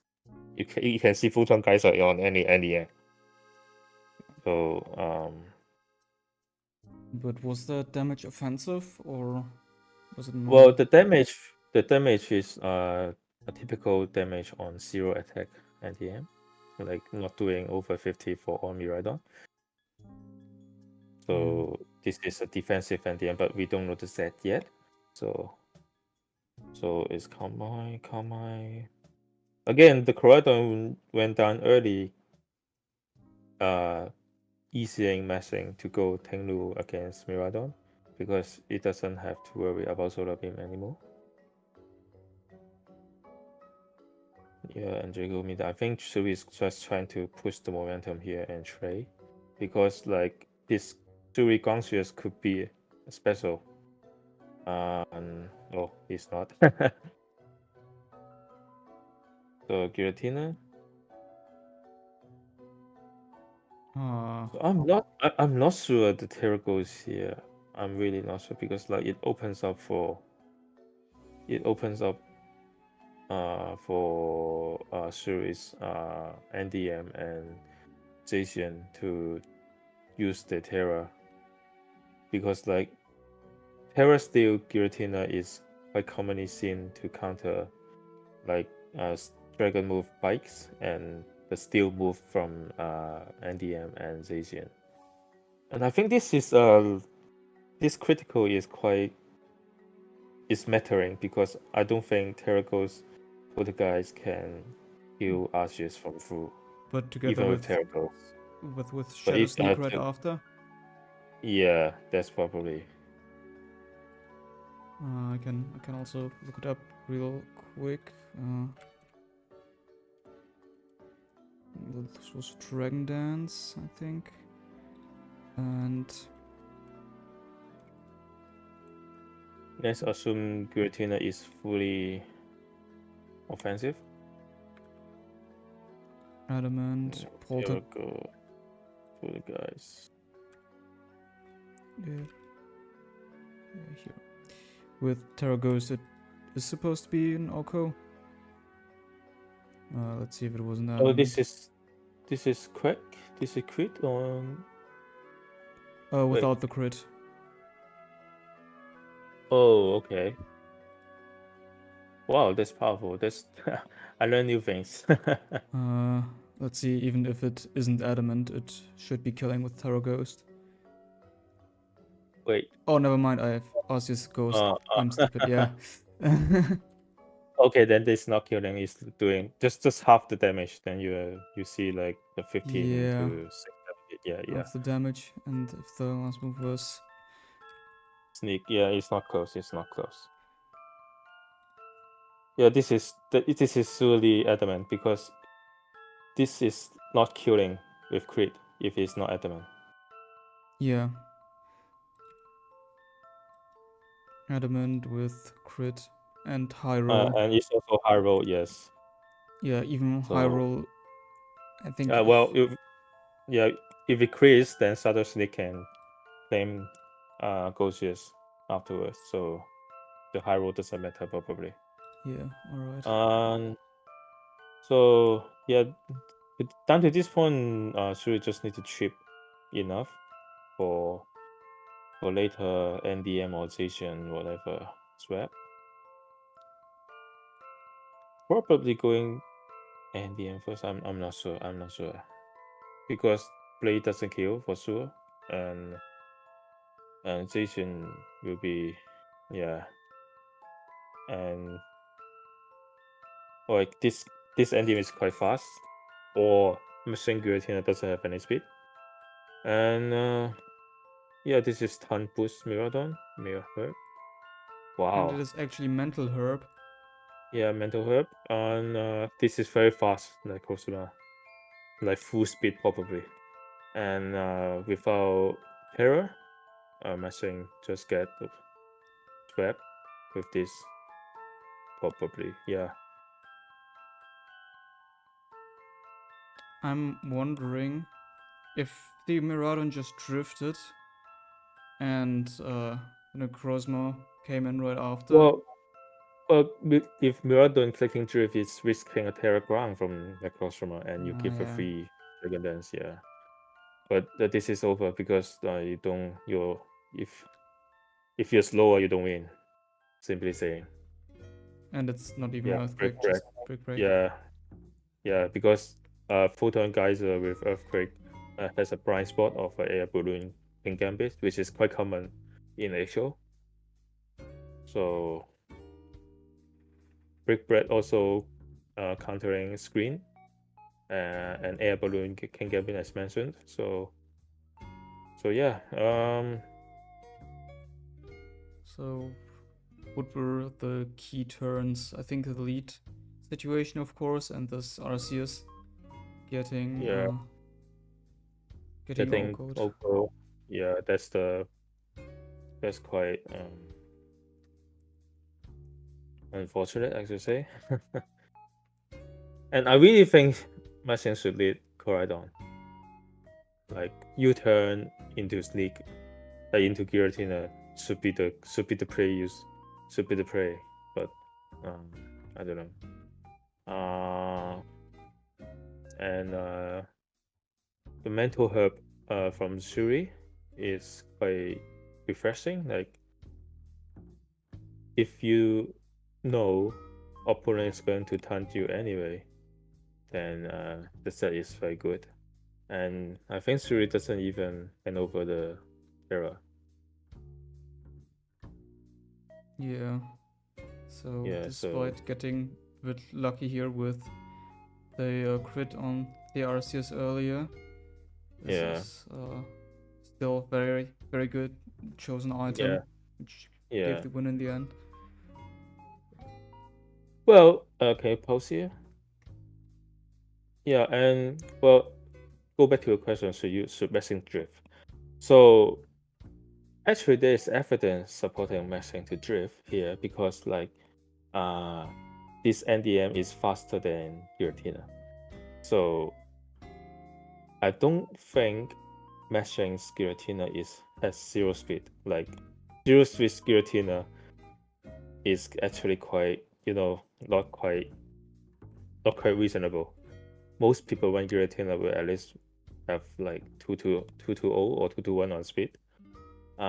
So if this NDM is faster than your Giratina, that is actually indicating this NDM is like a Zoily set with full attack, full speed. And with that, the possibility of Terra Ground is lower because those set is weak to OO. So more likely they will want Terrafire to prevent Sacred Fire or even like Will Wisp from some random archers. So if you see NDM is faster and killing your Giratina, you should have consider more on clicking Drift instead of Taunt. But on the other hand, the mental herb is actually quite hard to anticipate. Yeah, it's not So played yeah, at there's all, not usually. not much room for you to click drift. But yeah, just a little bit evidence to support you if you really click drift. Well, to say like your Qwylthulg doesn't click Status League to start with, so it's reasonable to not click drift, because if you want to click drift, then you click Status League on the early turn. So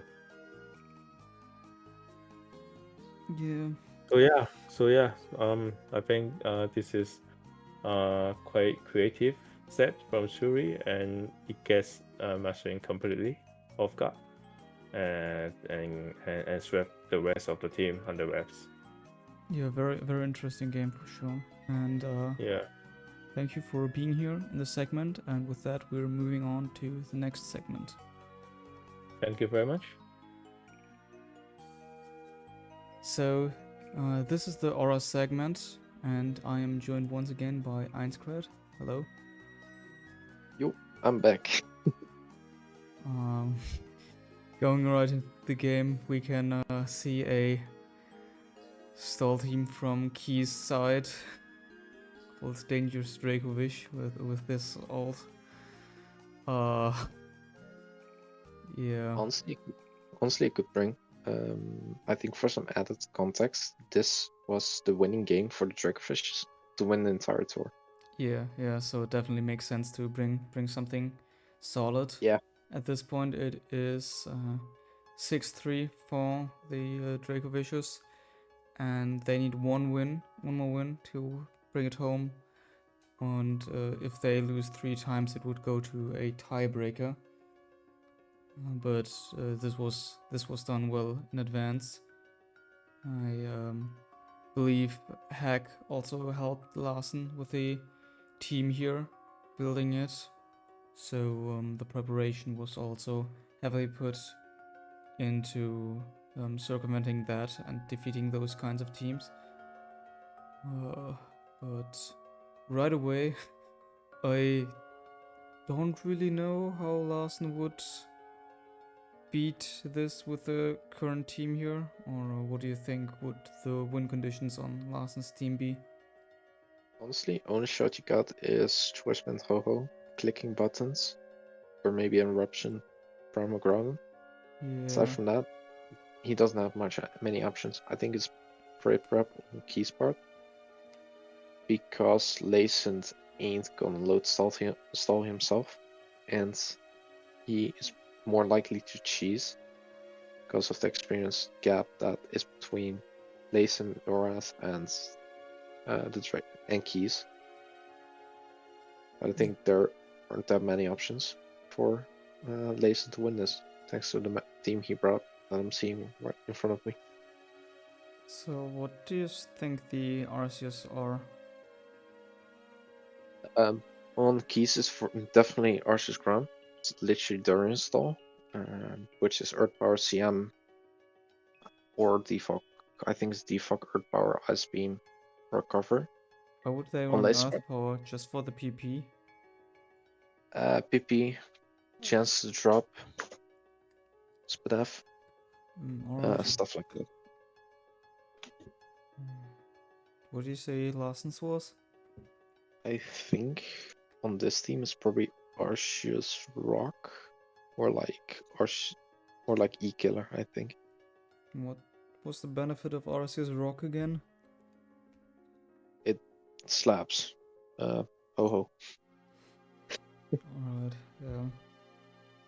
It just slaps Ho-Ho. Decent defensive typing. Not a lot of good steals in ORAS. You got like Bronzong, Ferrothorn, and Arceus Steel. I think those are the only 3 viable steel types in ORAS.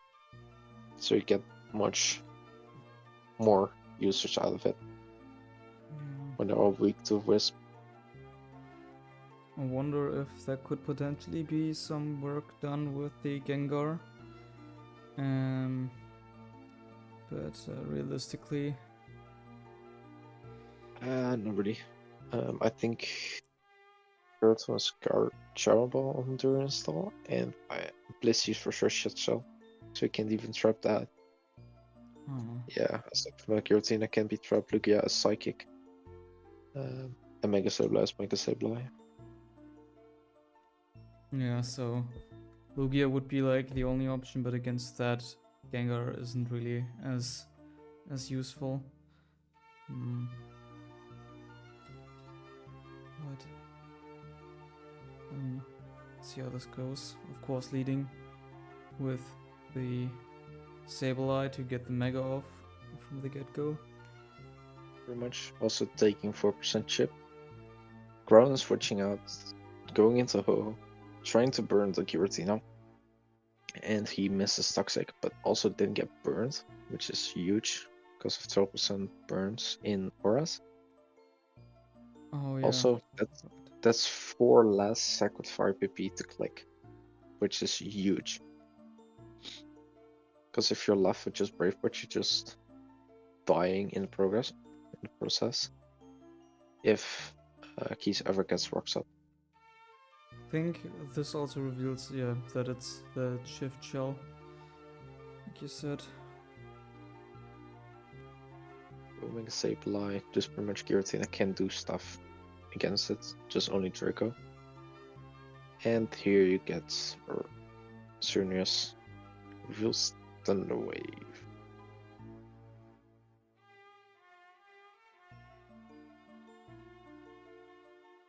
Sack Fire missing. This bird is blind as shit.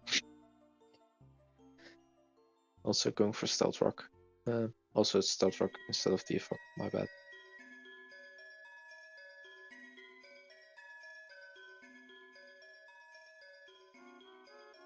Defaulting them Rockies away and getting Toxic in the process.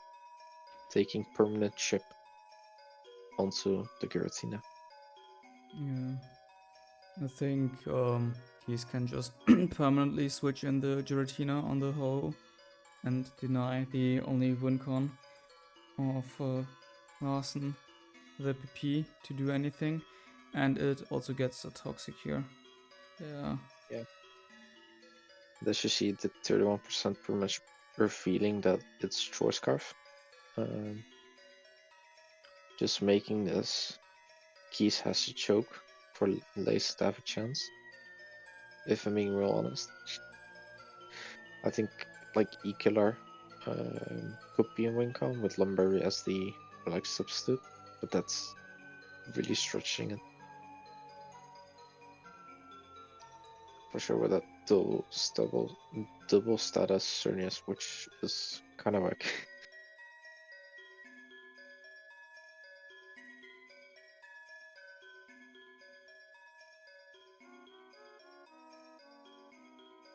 missing the precipice place on the Blissey is massive, because Blissey was definitely dropping to that.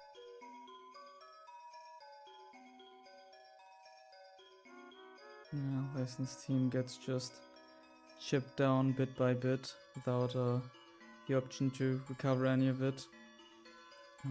I think it was a choke from Keys end, trying to sack the Blissey. What exactly? That turn. I think that was a bad play because of the fact that otherwise Giratina can be more threatening with like hexes and stuff on switch-ins.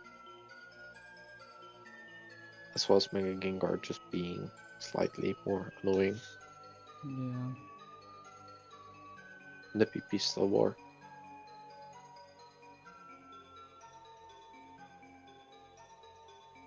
Oh, this is pretty much turning install into a really good matchup.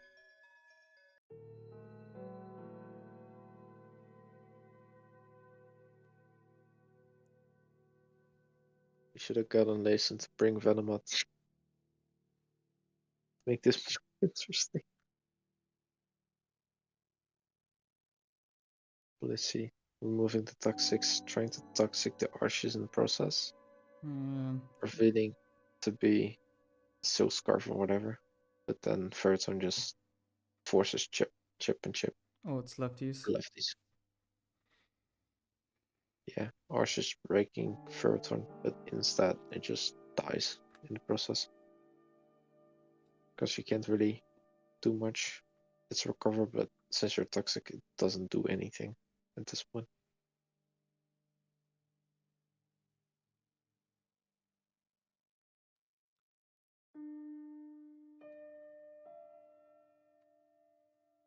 It just dies. Oh, coming back in, getting another PP start from it. But at this point, it's just over. You can't break. Well, at this point. Yeah, also no 'Cause- Sacred Fire PP left. The Yep. burn at this point means very little, especially because the Giratina still has rest, so yeah. Judgment's the Giratina. It doesn't hit thanks to lava type, but still takes 33% in the process of defiring. The one spike away. Just getting rocks back up on a toxic, and now it's just over.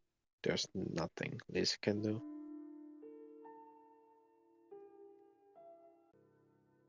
Just goes for the trade-off, keys going for recover, which honestly is kind of whack.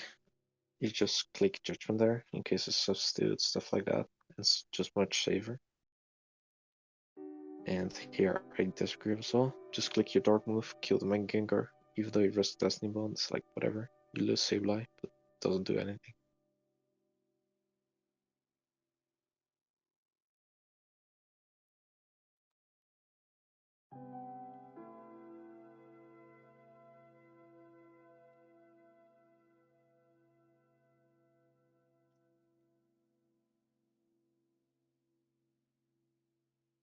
Yeah, and it just rests up here. Yep. Trying to come back in, trying to do crown and things, but just go Sableye.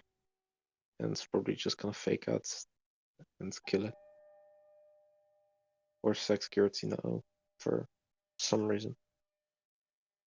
I mean, there really isn't anything to be done here at this point, so doesn't make that much of a difference. Pretty much, it's just over. He can't break third turn without Crown, and Crown now doesn't answer.